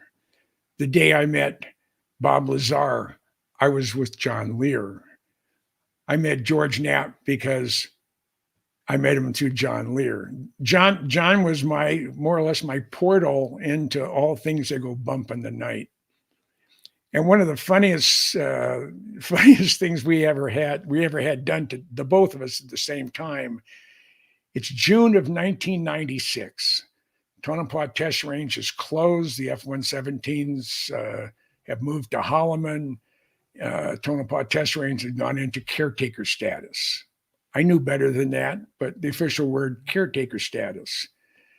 So I'm in town. This is I said, John, let's go see what they're doing at TTR, which is short for Tonopah Test Range. So we both had night vision goggles. They're Generation 1. We had our lawn chairs. We drive out the fence line. It's about you go down the main road, and just before you get to the guard shack, you take a left and you drive down the fence line. You're in public lands, and we're sitting there, and because we had our night vision on, we could see that it's 11 o'clock at night. There was a armored personnel carrier, APC, coming from the west, coming from the east, and coming up from the south. So I stand up and yell real loud, "Hey, we're good guys, we're taxpayers." And all of a sudden, boom, we have floodlights on us. I have 3 little red dots on my chest. John has 3 little red dots on his chest. And there's a vehicle coming down the public land side of the fence. And this guy comes walking around John's pickup truck with his hand on his Beretta. He's in desert utilities. He said, "You're in a restricted area and I'm ordering you to leave." And I said, "Sir, I don't know who you are, but this is public land and I don't need your permission to be here." I said, "You're in a restricted area. I'm ordering you to leave." And I pulled out my handy dandy government issued aeronautical map that gives longitude and latitude to the second. And I said, "If you look," I said, "according to this map, I'm on public land. I don't need your permission to be here. Not now. I could be in here for 15 consecutive days without your permission. I want to see some ID." And I said, "Who are you?" I said, "I'm Captain so-and-so with ASI, Advanced Security Inc." I said, "Well, you don't have any jurisdiction here. You're a rent-a-cop." And you can just see his jaws just tighten up. I said, "I've been deputized by the state of Nevada to uphold the laws of Esmeralda, Nye, and Lincoln County and the federal government." I said, "Well, good for you." And he said, "Well, tell you what, you show me yours, I'll show you mine." So he hands me his ASI badge. And I said, "Sir, this is not a valid form of ID." Gave it back to him. I said, "I need something issued by the state or federal government." He begrudgingly pulled out his driver's license. And I didn't have these things on. So, yeah, okay. So I gave him mine. I lived in Minnesota at the time. Lear handed his to the guy. He handed it to a guy on the south side of the fence who went, now it's about 11:30 at night. He went over to the armored personnel carrier where the supervisor was. The interior light goes on and I hear, "Oh shit, it's Goodall and Lear." The lights went away, the red dots went away. They knew they weren't going to intimidate us. And that was probably the last really true adventure that John was healthy enough to go on. But he was one of my dearest friends, and he's someone who cannot be replaced. He was a one of a kind.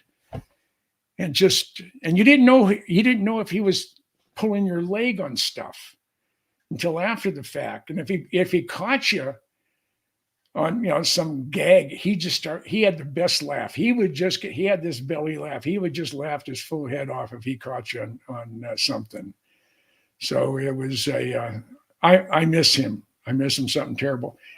And when he died, when he passed away, Allie, one of his daughters, and the one who took care of his everything after he died, she needed to get hold of me, and she didn't know how, because she knew I knew everybody that John should know. So she called Bob, and Lazar called me at home. He said, "Allie needs you to call her. Bob just passed away. We need to put a memorial service together or something." So she thought enough of my relationship with her dad because she knew how to get hold of Bob, but she didn't know how to get hold of me. But Bob knew how to get hold of me. So I've had the honor of having some of the most unique individuals in the world be friends of mine or be acquaintances of mine. I mean, from Ben Rich to Bob Lazar, they don't get any more different. Dude, and it's awesome, and that's why you're the legend, Jim Goodall, because you have, so many people that you've come across and just chance being in the right place at the right time to have relationships with these individuals. And so kind of going into this, so John Lear and Bob Lazar. So, obviously the new films coming out about Bob Lazar, we're going to get to see some of the details. There's a lot of people out there who don't believe his story, but I'm one that does. Also, another thing I wanted to say as well, to kind of add to that, being in the right place, right time. I may have told you this last time I talked to you, but it was awesome just hearing your name. There was a conversation going on the Joe Rogan podcast last time Jeremy Corbell was on there, and it was just cool because they were in the middle of a conversation, and then your name came up, and I just smiled. I said, that's Jim, that's the legend right there. So you were on the biggest podcast in the world. The name Jim Goodall was brought up and represented, so it just made me feel good. But Joe Rogan has never asked me to never asked to interview me. Which we need to campaign on that, because he knows your name at this. I don't know. He knows for sure at this point that you have that, and maybe with the Bob Lazar movie coming out, and then being that I'm sure there'll be a lot of press going on. Maybe that's something that is in the stars. So maybe we'll see that in 2024. Hopefully we will. Yeah. So how do you feel about that, though? Bob Lazar finally he's always told the story, but to have the visual to go along with it. And unlike Doorbell's Lazar documentary, which was really a Jeremy Corbell promo, is what it was. It wasn't that much on Bob. This is all focused on Bob. They have recreated S.O.R, and they have full-size stuff. Bob has a photographic memory. If he's read something or I saw something, he can duplicate it. Now, one of the things I just saw it today, I can't remember if Bob sent me or someone sent me, is he's actually creating a hand scanner that he needed to get into S.O.R, and he's replicated that exact same, just the exterior of it. And it's going to be out in front of his building, which is they call it, Joy calls it his lab. And it's, instead of S.O.R, it's S5. I don't know if I sent it to you, a picture of Bob and myself standing in front of his lab. Yeah, I believe so. I think I sent you two, one inside. Let's see. Yeah, I don't know if it's on this one. Yeah, I don't have it on the slide. Oh, okay. But it's where this picture comes from, right? Where you're in the red. Yeah. So, I mean, those two guys, they affected my life. You have no idea how they did it. I mean, my world was altered in a wonderful way. I've met incredibly delightful people. You, for example, Dave Scott, and most of the characters that show up on Spaced Out Radio, and usually I don't. It's hard to keep me interested in a group. I'll usually last 18 months, maybe 2 years, and then I'll go do something else. I love these people. I really do. I feel these are my people. I mean, that's the best way to put it. I feel comfortable. There's only one or two jerks that I've run into.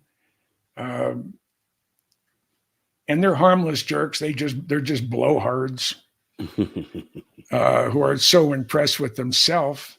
Hey, I'm just a guy who likes airplanes, and I've been doing it for a long time. Yeah. I have one birthday left in my 70s. Nice. In 3 months, I'm 79. That is my last birthday. I never thought I'd make it past 21, let alone pushing. Wow, yeah. And I know I'm going to make it to over 100. Oh, yeah. I'm going to make it to 105, I think. That's what I'm shooting for. Definitely. I have 4 grandfathers on my mother's side. They're all Sicilians, that 103 to 107. So I have that part of it. That part of my life, or my genetics, are really long. Yeah. So the message is they won't be getting rid of Jim Goodall anytime soon. No, I'm going to be a pain in the ass for a lot of people for the rest of my life. And I look at the people that I've had the honor and the privilege of meeting. There's two of them right there on the screen. There's Right. you. I haven't met you face to face yet, but that's coming in May. Definitely. And then the rest of the the wonderful people associated with this community of nut jobs. I mean, I love them, and we're not nuts. We're just Yeah. It's an we have endearing term. we have interests that a lot of people don't have, and we're not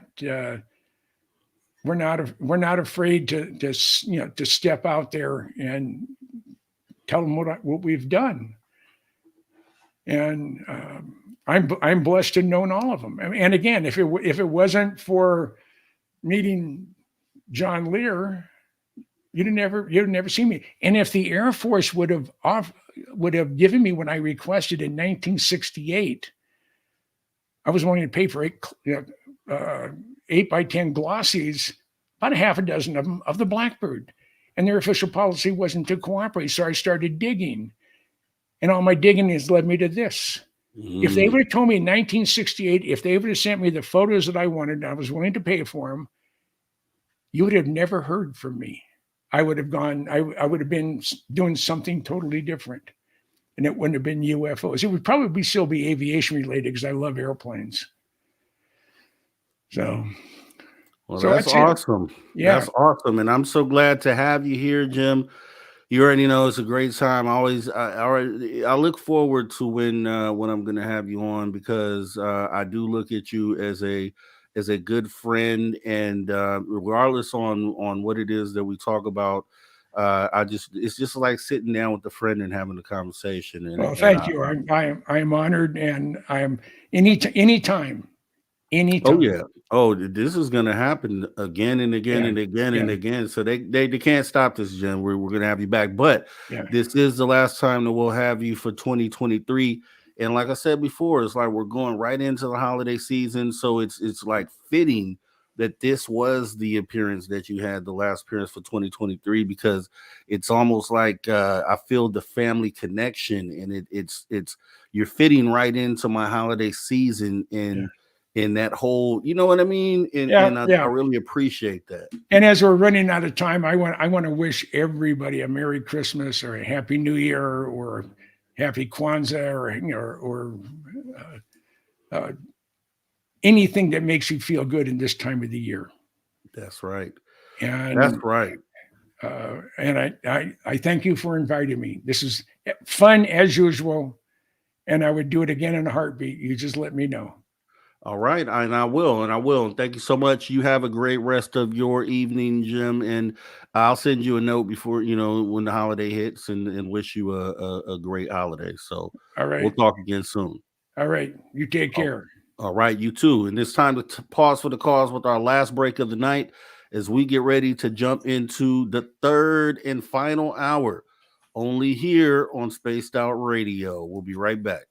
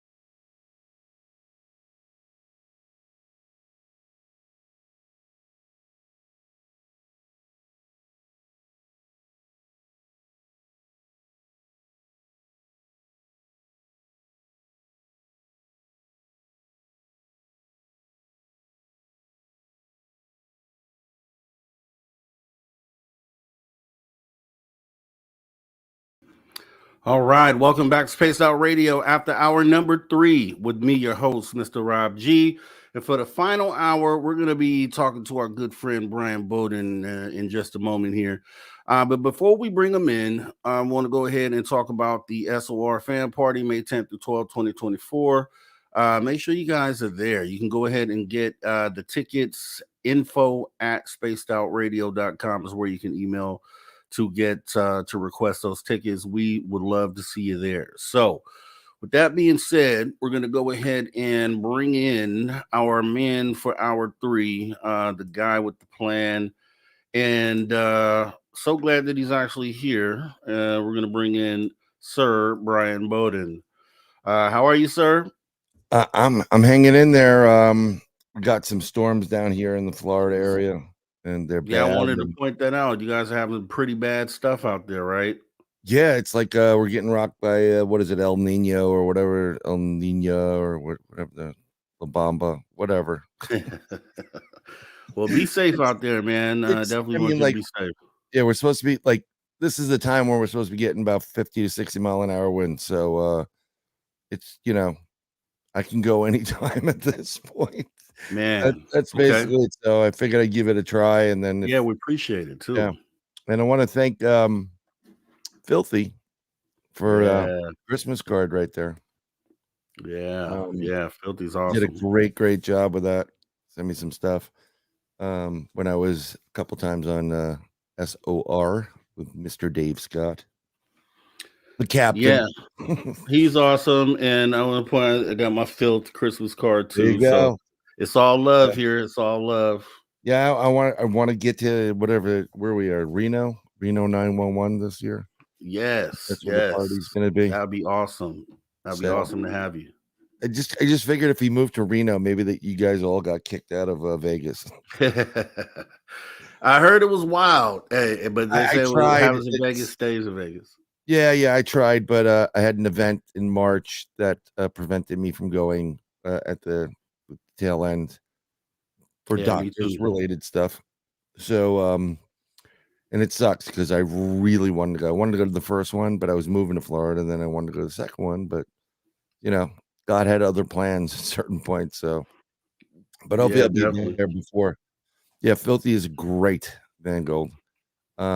Great. I was actually all prepared at this point, and we may touch a little bit. I may briefly touch on it to talk a little bit about my theory of Atlantis.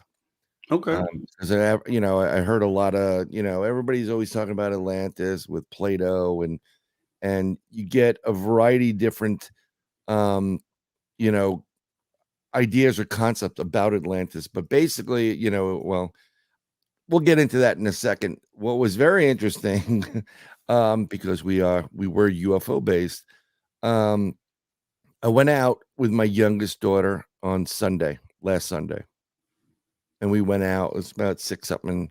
Get some food. You're gonna bring it back into the house. Had her go with me to get some treats, and it was pretty quiet. And I'm in Florida near Route 441 in West Palm, and coming out, normal day, come out of the supermarket, you have to make a right, you go to a light, and then there's a main strip for one of the main thoroughfares that's there that connects, like Lantana or Hubsaluxo or one of these streets. And I'm sitting at the light, and I'm looking up, and I'm at about 30 to 40, 5 degrees.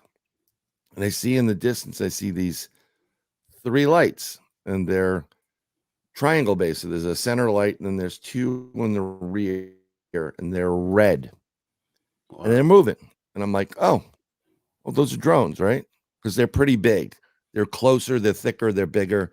It's a little bit drone-esque to me. I mean, everybody has drones these days. Especially the holiday season, some kid's gonna get a drone, and it's quiet, don't hear any noise, no traffic really on the street, very, very little. And I'm at the red light. And then I look, and they're moving. Those aren't drones. And at one point, one of the lights closer to me goes from a dot or an orb, elongates, and then breaks apart and becomes another craft. So at this point, I am fumbling for my phone in my pocket and telling my daughter, just record out the window, record out the window. And I was able to get my camera up there. And I have the Wow. video, and I'll show it right now. Heck yeah. And this all took, everybody says, like, how come you didn't have a camera? Like, well, I wasn't expecting to see 7 crafts. So I'm going to share it with you guys, and then we can discuss. Awesome. We'll get to my window, and I'm going to make mine a little bit bigger here. I think that's it. Let me share that. Come on, share. There we go. And this way you can see it on the screen. And this is exactly how it took place. You're going to hear some not nice words, so please feel free to beep those out if they come up. And we'll continue to play. This is at 7:11 p.m.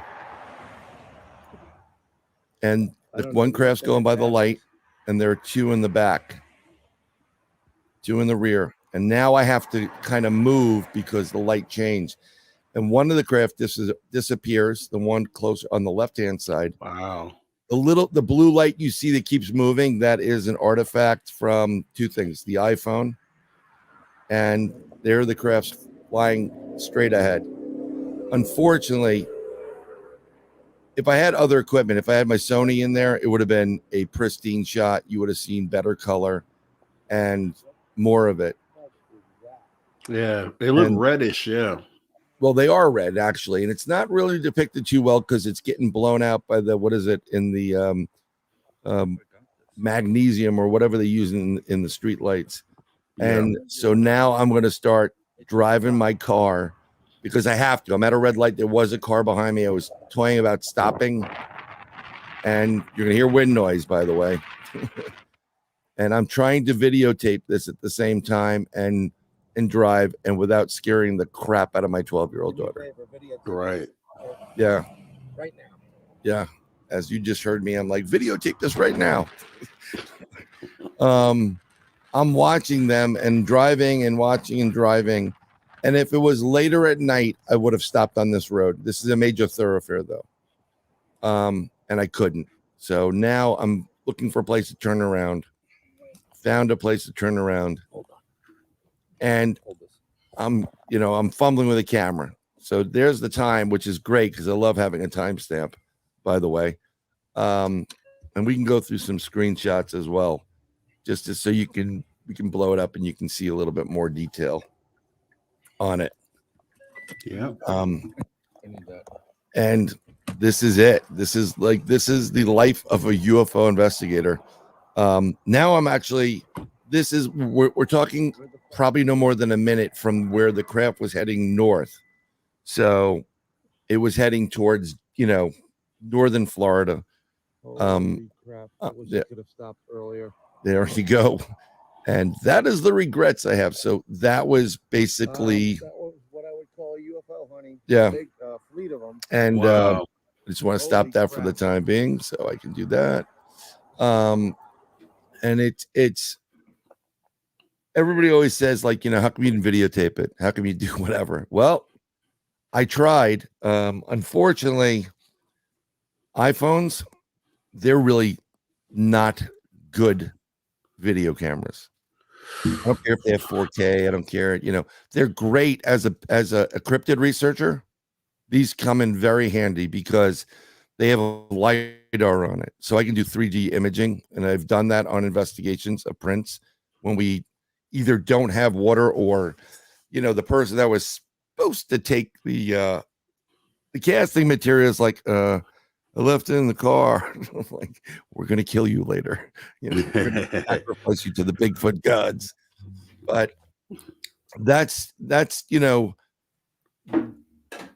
there were in total 7 craft at minimum. Wow. And yeah. And it was a pretty interesting experience. I mean, here we go. I'm just trying to get something so we can get some the screenshots. Yeah. Okay. We had that. Just so we can go to just discuss it. We are doing space. So in this shot, I'm going to go into the screen so you'll see my pointer move, and I will point these out to you. Okay. So this is the second. This is a second set of UFOs. There were 3 that went, and then one broke off from the one on the right. When I realized this isn't drones, and I fumbled in my pocket to grab the camera, this was the second set of fleet of UFOs coming this way. So there's one by the crosshairs here. There's one here and one here. In the video, this one disappears. Okay. And we're just going to zoom in a little bit more. This is the best I could with what I have to work with the camera. These are what it looked. Oh, go back to that one, please. This is what it looked like. So it looks like an elongated piece. This got longer in the first round when I saw it, and it split. It divided. It created another craft out of it, as if it was double deckering on it or something to that effect. Wow. Yeah. And I wish these were a little bit better, but this is them as I'm driving through the street and getting a better view out my sunroof. I know these aren't the greatest, but now in this image, you can actually see the redness of the craft going. Mm-hmm. So there's one on the corner, one here, and there's another one right there. I got to be honest, it's probably so much better in person, by the way. Oh, yeah. So much better in person. And it's one of those things where you got to work with what you have to work with what you have.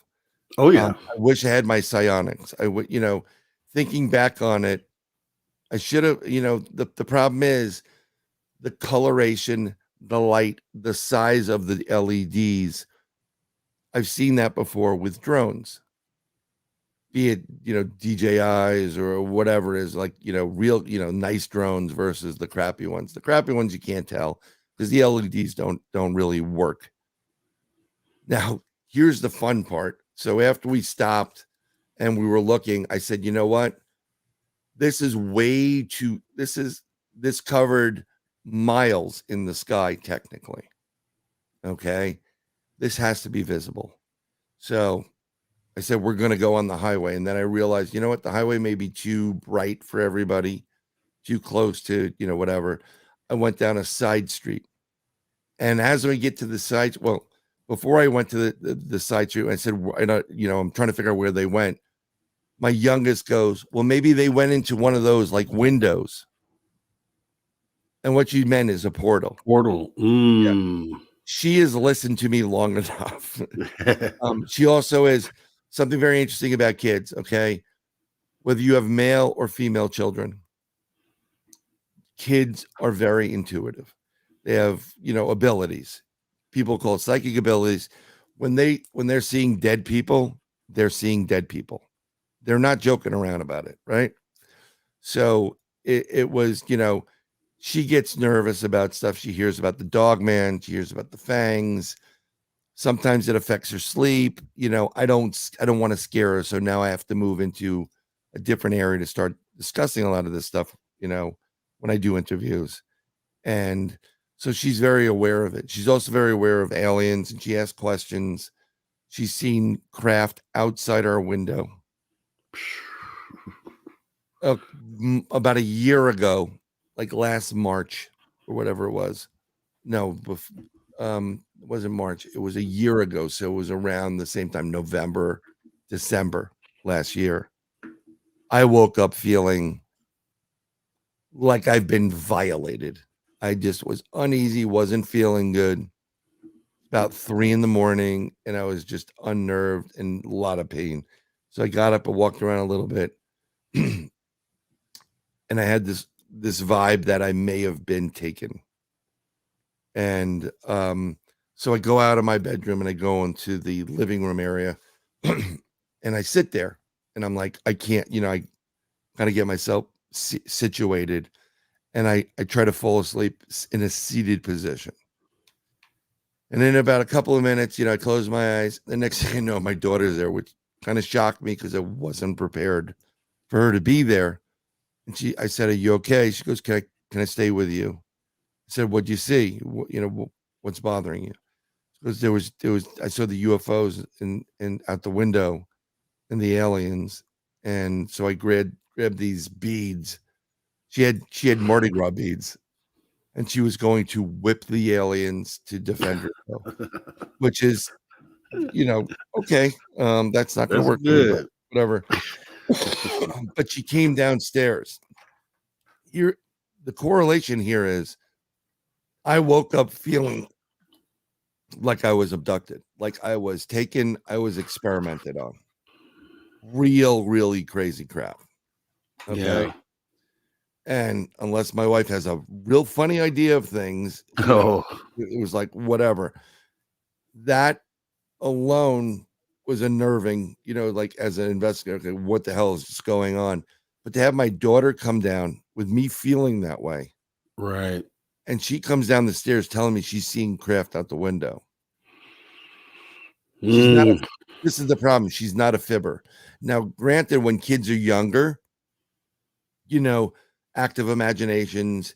If she's sleeping, it could be part of a dream where you're semi-awake and sleep.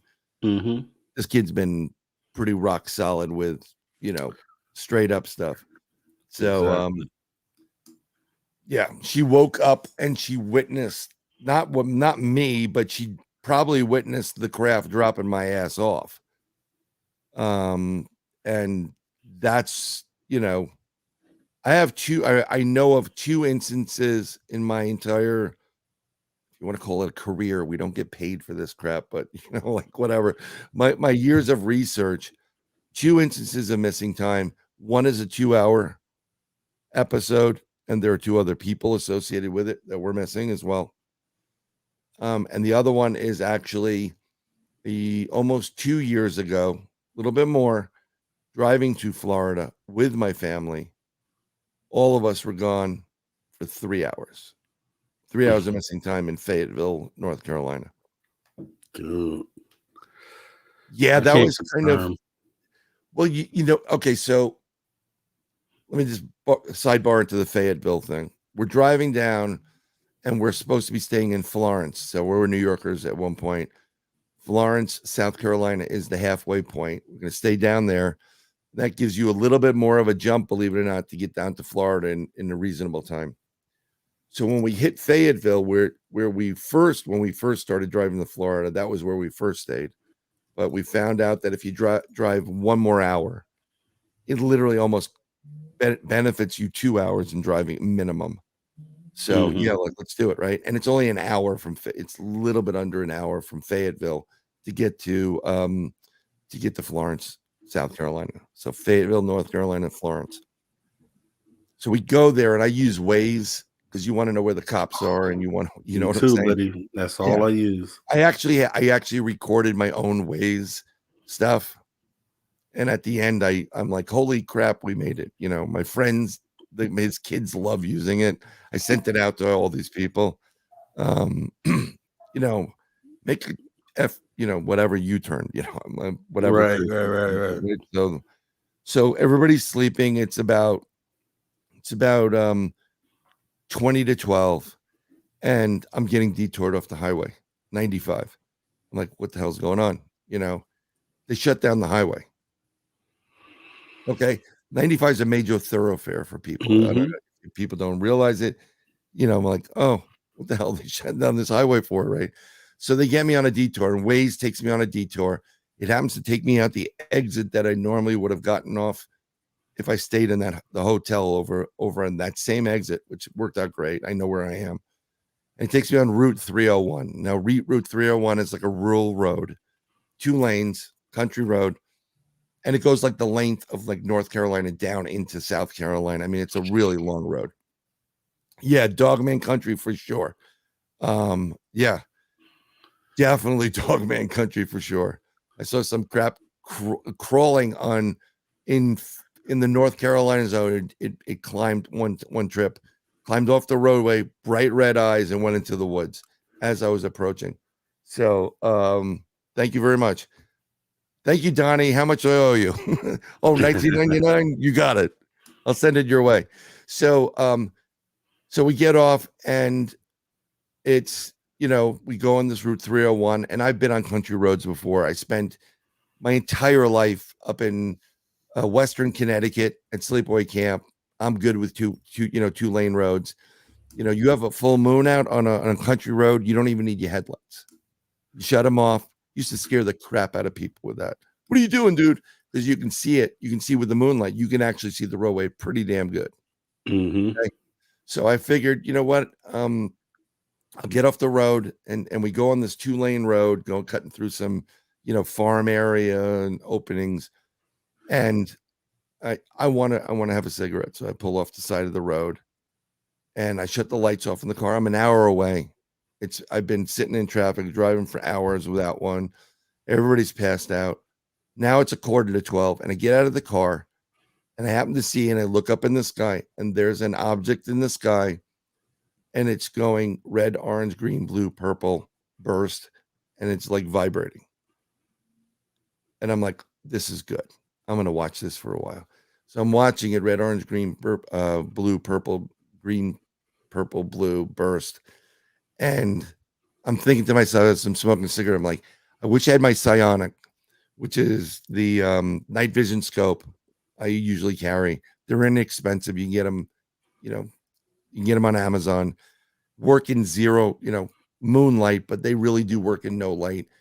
Great for videotaping on investigations or sky watching or whatever. You want to catch something on there. Perfect thing to do, right? And I'm pissed off because now it's now not only is it moving and vibrating and changing color, it kind of bursts and it's getting closer. Now in the back of my head, I know I'm near Fort Bragg. Okay, because that's in Fayetteville. Mm-hmm. So I said, am I seeing a craft, or am I seeing a drone from Fort Bragg? Right. So I'm watching it. I still wanted to record it, but my phone's in the car. I don't want to open the car up. I don't want to make any noise. And 11:45, whatever, I'm watching, smoke a cigarette. The next thing I know, I'm in my car, and I kind of like don't know how I got there. I wake up as if I was sleeping. And I'm still in the same area. And my Waze is there and it's off. So I tap it, and it says, do you want to resume your drive? If you've ever used Wave, that's what it does, right? So I said, yeah, of course. Hit the drive. I'm getting ready, and I check when I'm going to get there. And it says, you'll be at your destination by 4:00 in the morning. And I'm like, what the F just happened? It was just 11:45. It should be no more than 1:00 in the morning, but now it's 4:00 in the morning. So I'm missing time from probably 12 midnight until 3 a.m. That's crazy, man. It is crazy. And now I'm figuring all this stuff out, right? I'm trying to like, okay, what the hell just happened? We must be taken. I always check time. Check time. When you see a craft in the sky, check your watch. Keep tabs on that if you really want to do some UFO investigations and see if you have a problem with missing time, which usually means abduction. Yeah. So get to the hotel, check, my wife wakes up, everybody wakes up, and they've got headaches. My family doesn't complain about headaches. They don't complain about anything. Sore throats, colds. They're built like, racehorses, thoroughbreds, whatever. So she goes, what time is it? And my wife and I said, it's 4. She says, what the hell took so long? Said they shut down the highway. I'm not going to be able to go, you know what, honey? I stopped to the side of the road and we may have been abducted by aliens. It's not going to do that, right? So whatever, we check in, we go into the hotel, and there's, two double beds or queen beds, whatever. We go to sleep. I'm still trying to figure this whole thing out. when we wake up in the morning, we get ready to go. We got to go hit the Waffle House. And if you haven't hit a Waffle House, you have to hit a Waffle House. Oh, It yeah. is awesome. Okay. Freaking awesome. And try to plan your trip around them. Perfect. So as I'm, my youngest is sleeping with my oldest in the bed, and they don't argue or fight at that point.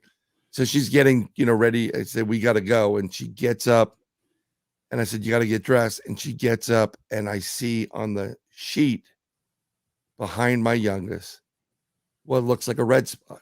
So I go over and I look, try nonchalantly, and I'm looking, and it looks like a blood mark, like if you pick the scab and whatever. So now I'm like, oh, okay, what the heck's going on? She goes, can you help me out with my shirt? So I said, sure.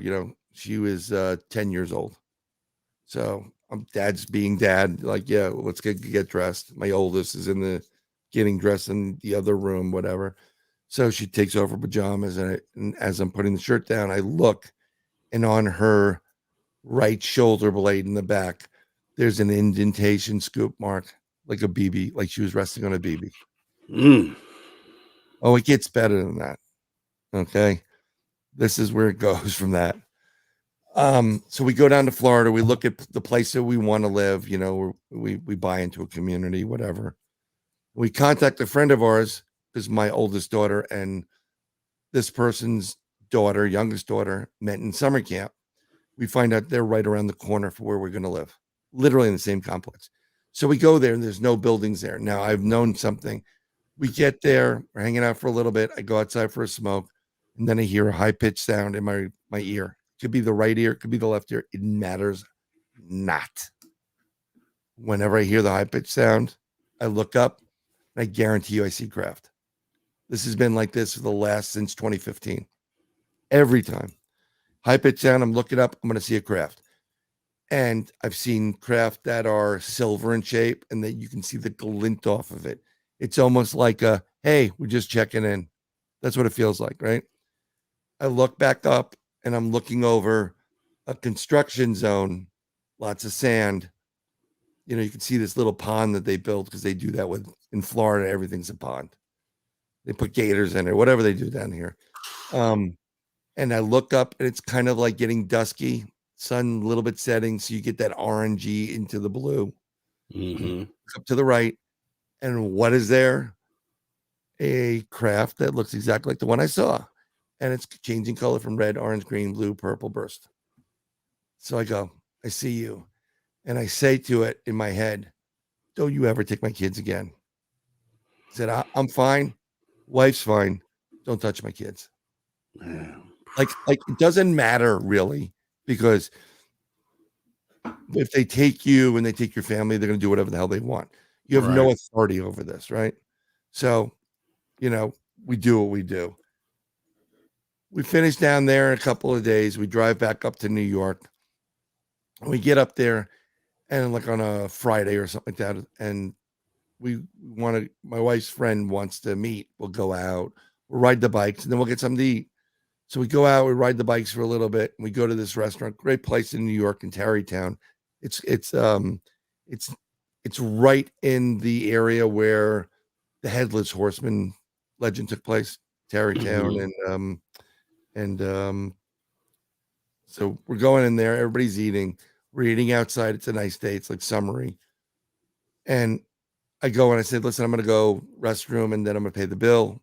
I'll meet you outside. Sure, no problem. Go inside, pay the bill.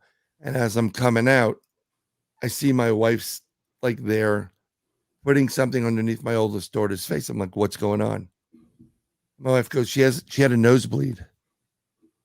She's like, what? My daughter's a horse. She's like Lou Gehrig, like the Iron Horse, doesn't get sick. Devin didn't get the COVID, didn't get any of this stuff, and if she did get it, didn't bother her. Oh, I have the sniffle, right? Great. That's a great constitution, right? My wife goes and pulls out. She goes and pulls out something, and she goes, well, she had a nosebleed, and this came out of her nose. And I'm going to show you, I'm going to use this as an example. This is about how thick it was. Oh my God. And this is the size of it. What? And it looks like a foam rubber. And I'm like, my eyes widen. This came out of her nostril. Wow. So because it was the COVID event, I used to, you touch everything. Everybody was like, give me some gloves. No, Lou Gehrig didn't end well. But he did get married in the church near my apartment in the Bronx. But I go in my pocket, and when I used to run out, I used to use so many rubber gloves during that whole episode that I take out sandwich bags, the Ziplocs. Mm-hmm. And if you turn them inside out and you go from the reverse, you can use them as gloves. And then when you finish, you can zip them up, throw them in the garbage. Mm-hmm. I see this thing here. I know what's happened about a week ago.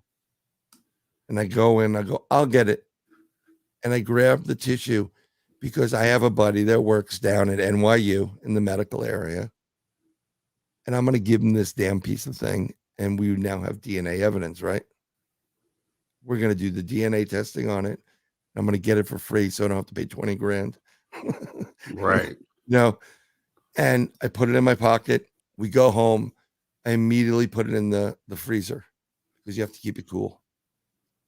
DNA is very important. You need to have cool packs with you. If you take DNA, you go out squatching, or Dave doesn't like squatching. If you go out looking for Bigfoot and his cousin, the Squatch, and you find samples, you want to have plastic bag Ziplocs there and those ice packs. You want to keep it as cold as possible because that preserves the DNA. Okay. So I'm waiting for Dave to yell at me. He'll get up at Sunday like, that's not squatching. Exactly. Yeah. Go all Canadian on me, eh? And then we'll have to drop the gloves and it'll be messy, right? So here's a weird thing. I'm all set about putting this and getting this to my buddy. I said, I got something for you to test. No problem. I took it out one time like the next day. And every time I tried to go and say, oh, I'm going to take this and I'm going to go downtown, I'm going to go grab it, something always prevented me from doing that. And 24 hours later, I forgot about it. Like I was purposely, it felt purposeful that I was not supposed to take that and bring it down there. So then I go back to them like, oh my God, the evidence. I go there, it's all crumbled. It turns into a dust and it's gone. So that's my sidebar for you. Okay. Dude. In this case, it's just me and my 12-year-old. But what's interesting, she goes, this is my first UFO. And she gives me the fist bump in the car. And I'm like, honey, this ain't your first UFO. This is your first 7 UFOs. Dink, this was 7. This was a fleet of 7. So, yeah. And this is like literally, I posted this. I posted it on, my TikTok stuff. I posted it on Facebook, Twitter, and once my freaking website, I stop being lazy and I fix that, it'll be on there as well. Dude, no, I don't know. I'm just looking at your chat under no. It didn't seem nothing was magnetized with it. It literally seemed like a really thin piece of foam rubber or foamy material. It was the weirdest material in the world, but that came out of her entire nostril. Wow. She doesn't put shit up, she does not put stuff up her nose. She hasn't done that for a very long time. The last time she did it was she was 4. She did, kids do stupid things. She doesn't do that. She's very conscious of what, she's doing and what she eats and whatever it is. And it was really, really odd that this came out. I mean, it was a significant size. Yeah. When I tell you it was probably about this size, it was, I wish I saw it. I would have been like, it would have blown me away. And yeah. So, yeah. and it was insane. Sometimes they don't want you to do things, and sometimes they will just interfere with you trying to do stuff. This is the laws of the universe. For some reason, when you want to take that picture, they're going to blur it out. Yeah. I've tried to explain this to other people. Our technology in the U.S. from all the recovered craft, we are about anywhere from 100 and we're about 150 years ahead of everybody on this planet. And I think I've said that before. I'm talking about reverse engineered. We can easily, go past the speed of light. We can travel to distant galaxies. We can do almost everything they can with their craft. The combination of taking the craft, the recovered material and kind of working it backwards and figuring out how it works and what it needs, plus the agreement. And yes, I do believe we have an agreement or had an agreement was made with Eisenhower way back in the 50s. Mm-hmm. We've been doing this stuff for a long time. I mean, I'm talking like one of the things I try to point out is we have an object that is on record. You can still see the blueprints basically in the patent office, I believe, of the TR-3B. It is a triangle craft. It is, yeah, it's all black. Sometimes it has the red lights or changeable lights on each of the three corners of the triangle. There is a center dome to it, and it just floats in the air. There's been a lot of videos which caught the TR-3B in operation, and you get crystal clear videos of it all the time. I hear about it. Right. But my personal opinion is anytime you do get a craft and it's crystal clear, I will wager the farm it is US based made. Whereas true extraterrestrials, they aren't as clear as that. The only time they get really, really clear is when you're traveling in an airplane and you see stuff above the clouds. But in general, they have been hiding for millions of years. They're not going to let you see who they are. Okay. That makes sense. That makes sense. Especially, yeah. Okay. So if you get a clear picture, then that's government tech. But then if it's blurry, that's my assumption for the most part. I mean, well, it's it a kind of good makes a one. logical sense. Yeah, it's a good one. It does make sense. But as far as I don't know, as far as government craft go, I don't know how far they've gotten with these things. I mean, I'm open and I'll go either way with it. But it's hard to say because when you listen to a Bob Lazar, like he tells a story of them not figuring it out, them not getting it, and that was 30 years ago. And who knows since then if they've been able to, but these TR-3Bs have been talked about for a while. And it's yeah. What do you think about that? The thing with Lazar is when you and Grant, a really smart guy. I believe Lazar from the beginning, personally. I've stated that numerous times, many years ago when like this guy's telling you the truth. When the government works on projects like this, you're in your own compartment. You're working on a little piece of a ginormous puzzle. Right. So for him to say that we haven't gotten it, maybe he didn't get it. Maybe he wasn't able to figure it out. But it doesn't mean 7 other little areas didn't figure it out and they created the craft. Yeah. Okay. Yeah. It doesn't mean that. And yes, I mean, someone mentioned in they're 1,500 years ahead. I don't know. I think, 150 years from now, it's going to be light years. Because what will happen is we won't be looking at video like this. There'll be holograms, or more or better, and as far as, I believe that they have recovered craft very quickly globally. I mean, they've even been bold enough to go into Russia at certain points to retrieve stuff. Mhm. So, Russians got on, like, hey, what the hell are you doing here? The craft down in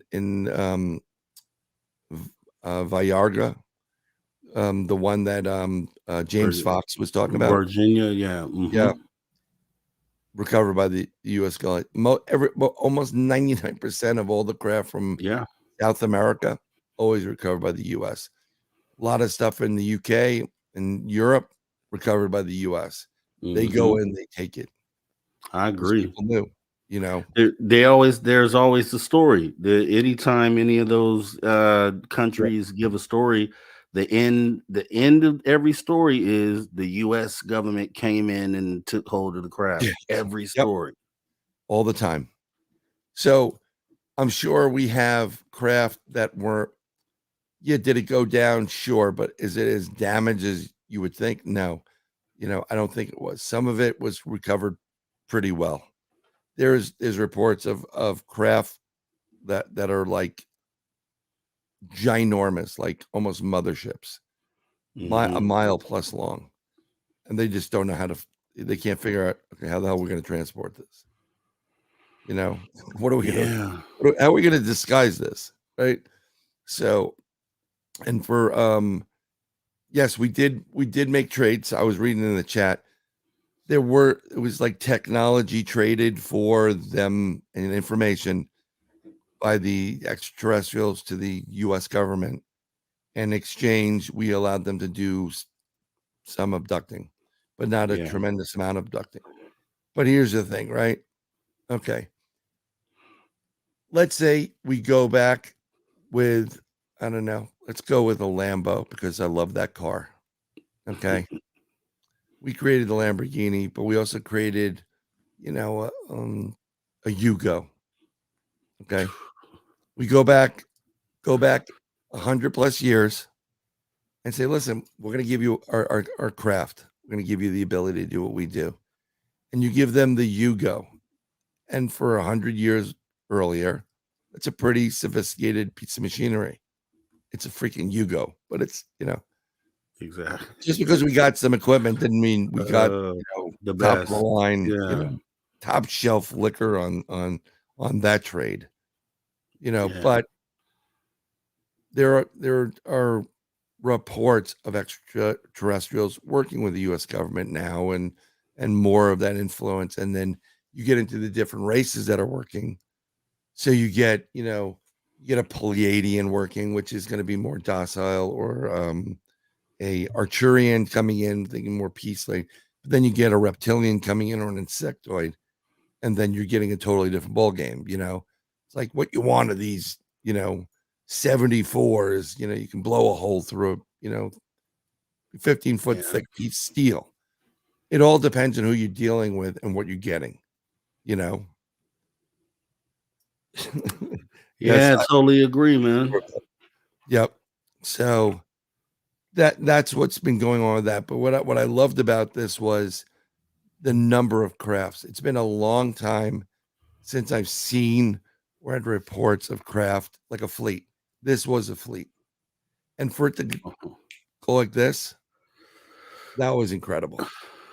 I gotta show you, and it unfortunately won't be tonight, but I'm gonna show you my sighting.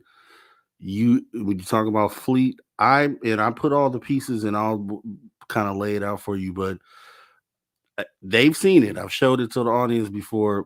The sighting I captured was 47 at one time in the daytime, middle of 12 o'clock in the afternoon. And I think these things were the same things they talked about in the gimbal video when they said there's a fleet of them. I think these are the same objects. I've documented cases of these being seen all over the world at different times. And, we were talking here the other day with the audience, and the question is like, what are they doing? Like, I've already proved that these things are not of this world. They're anomalous, most likely 99.9% not man-made. And if they are ET craft, probes. Like, what are they doing? Why are they in groups like this? Why are they in fleets like this? What is the actual purpose of that? And so Yep. that's kind of where we're trying to figure out. And those are good. That's good stuff. Yeah, it is. So here's what we're gonna do, James or Brian James. Jesus Christ. I will answer to Brian. anything right now. I want to thank you because I know you're dealing with the weather, and it was questionable if you were even gonna make it tonight. You know what? I'm trying to uphold my promise to be there. Yeah, and you're awesome, dude. And everybody's loving you and your contribution to the show. So I do appreciate it. I'm loving it too. And I think you make the show that much better. And I really do appreciate it. And we're going to get this thing stronger as we go. And I hope to see you in Reno, meet you in Reno. Yep. And all of the above, man. So I'm going to, because I have some promotional stuff I need to do here. So I'm going to go ahead and wrap it up with you, and we'll see you again next Saturday. I appreciate it. Thanks for bearing with me, and have a shot to Joe Boo or whoever you bring to getting rid of the wins. Hilarious. I was just on the other day, so I'm going to quote it. Joe Boo. Okay, man, this guy. All right. Well, this is Sir Brian Bowden here, man. We do appreciate his contribution. We will see you again next Saturday, sir. Blessings, everybody. Bye. Yep. Take care.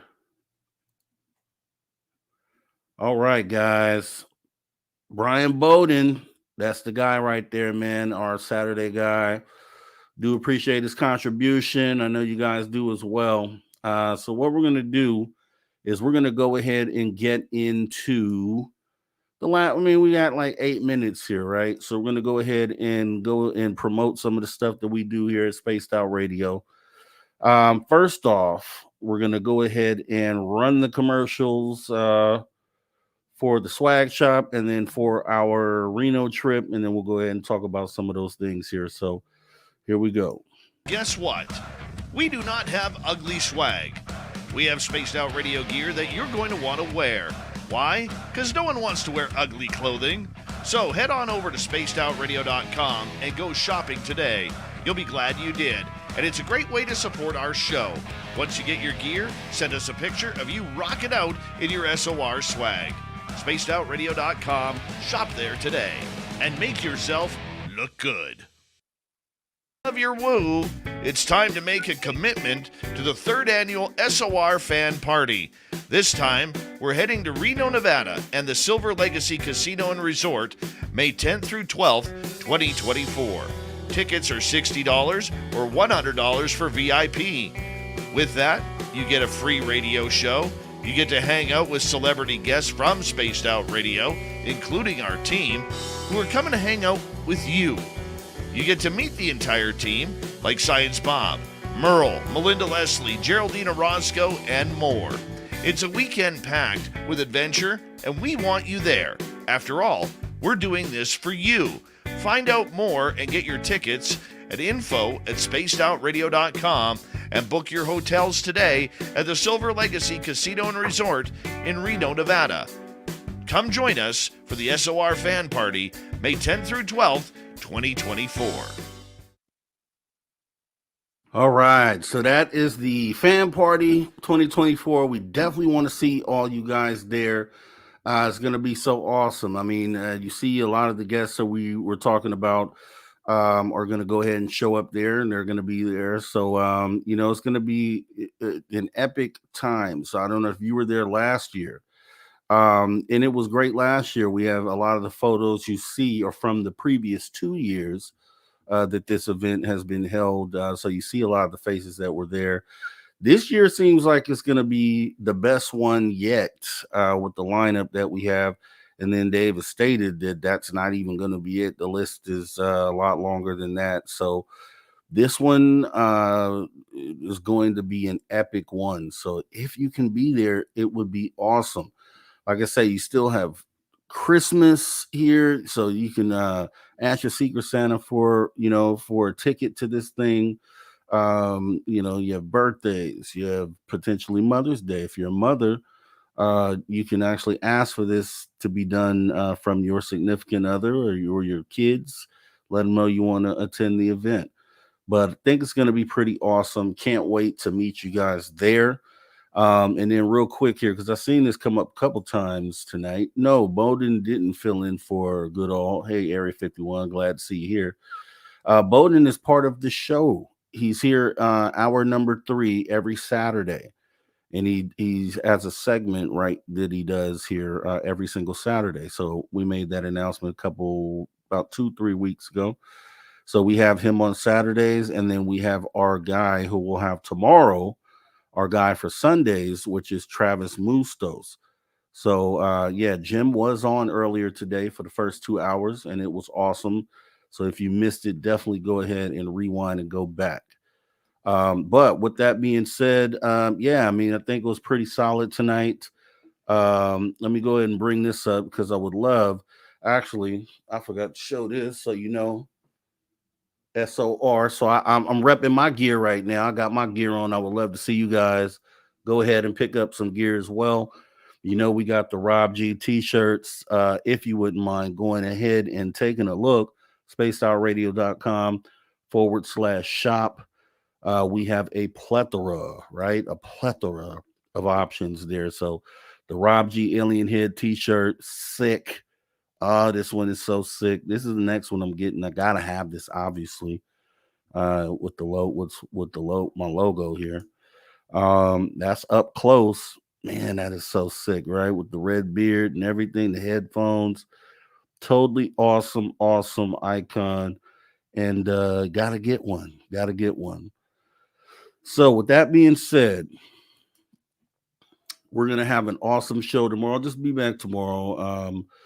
We're gonna do some stuff here, and tonight, I don't know. I don't know if I'm doing the call-in show tonight. I really need to rest up. So, but what I'll do is we will definitely do the call-in show tomorrow night to end off the week, and the way things are going for the following weekend. With that being obviously the holiday weekend, the plan was, I'm not sure if we'll be doing a live show here on Saturday. We might, so that's still up in the air. But for sure, Sunday and Monday, which is Christmas Eve and Christmas Day. So we will dip into the archives once again for those holidays, and have a replay. So if you guys have, if you have any suggestions on which ones that you guys want to see from the archive, you can definitely let me know, and we'll look at getting those set up for the holiday weekend. And then following Christmas weekend, we'll have a New Year's Eve show. So that's going to be on Sunday, December 31st. We might start the show a little later than normal. Normally it's 8 p.m. Pacific, but we might start the show at 8:45 p.m. Pacific and then run that till right after midnight for the West Coast here. So we can bring in the New Year's for all time zones within America. So it'd be great to have you guys here for that. We're putting together a panel for that show. Not sure who's going to be on it. But we're going to get some really good people, and we're just going to have fun that night. Every hour we'll bring in the New Year's for a different time zone, and hope you guys are there. I think it'll be pretty awesome.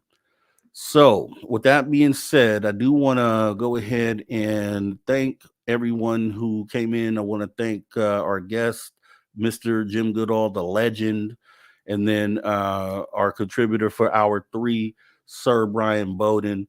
So with that being said, we have super chatters that I want to thank. I want to thank Foxy Joe. I want to thank Gizmo. And I want to thank Vaughn. I want to thank Donnie Cho Says Stuff. And I want to thank No. Thank you all for your support of Spaced Out Radio. We do appreciate that. And to all the space travelers out there, you're already space travelers. Consider joining the club. That's right. You can join the S.O.R. Space Travelers Club for as little as $5 a month by joining our Patreon. Now, we appreciate your support. To all our viewers and listeners across the globe, thanks for tuning your frequency to Spaced Out Radio. where we do what we do best. And what's that, you guys ask? I think you already know. We own the night. I'll see you guys tomorrow. Thanks for another excellent show. You guys take care.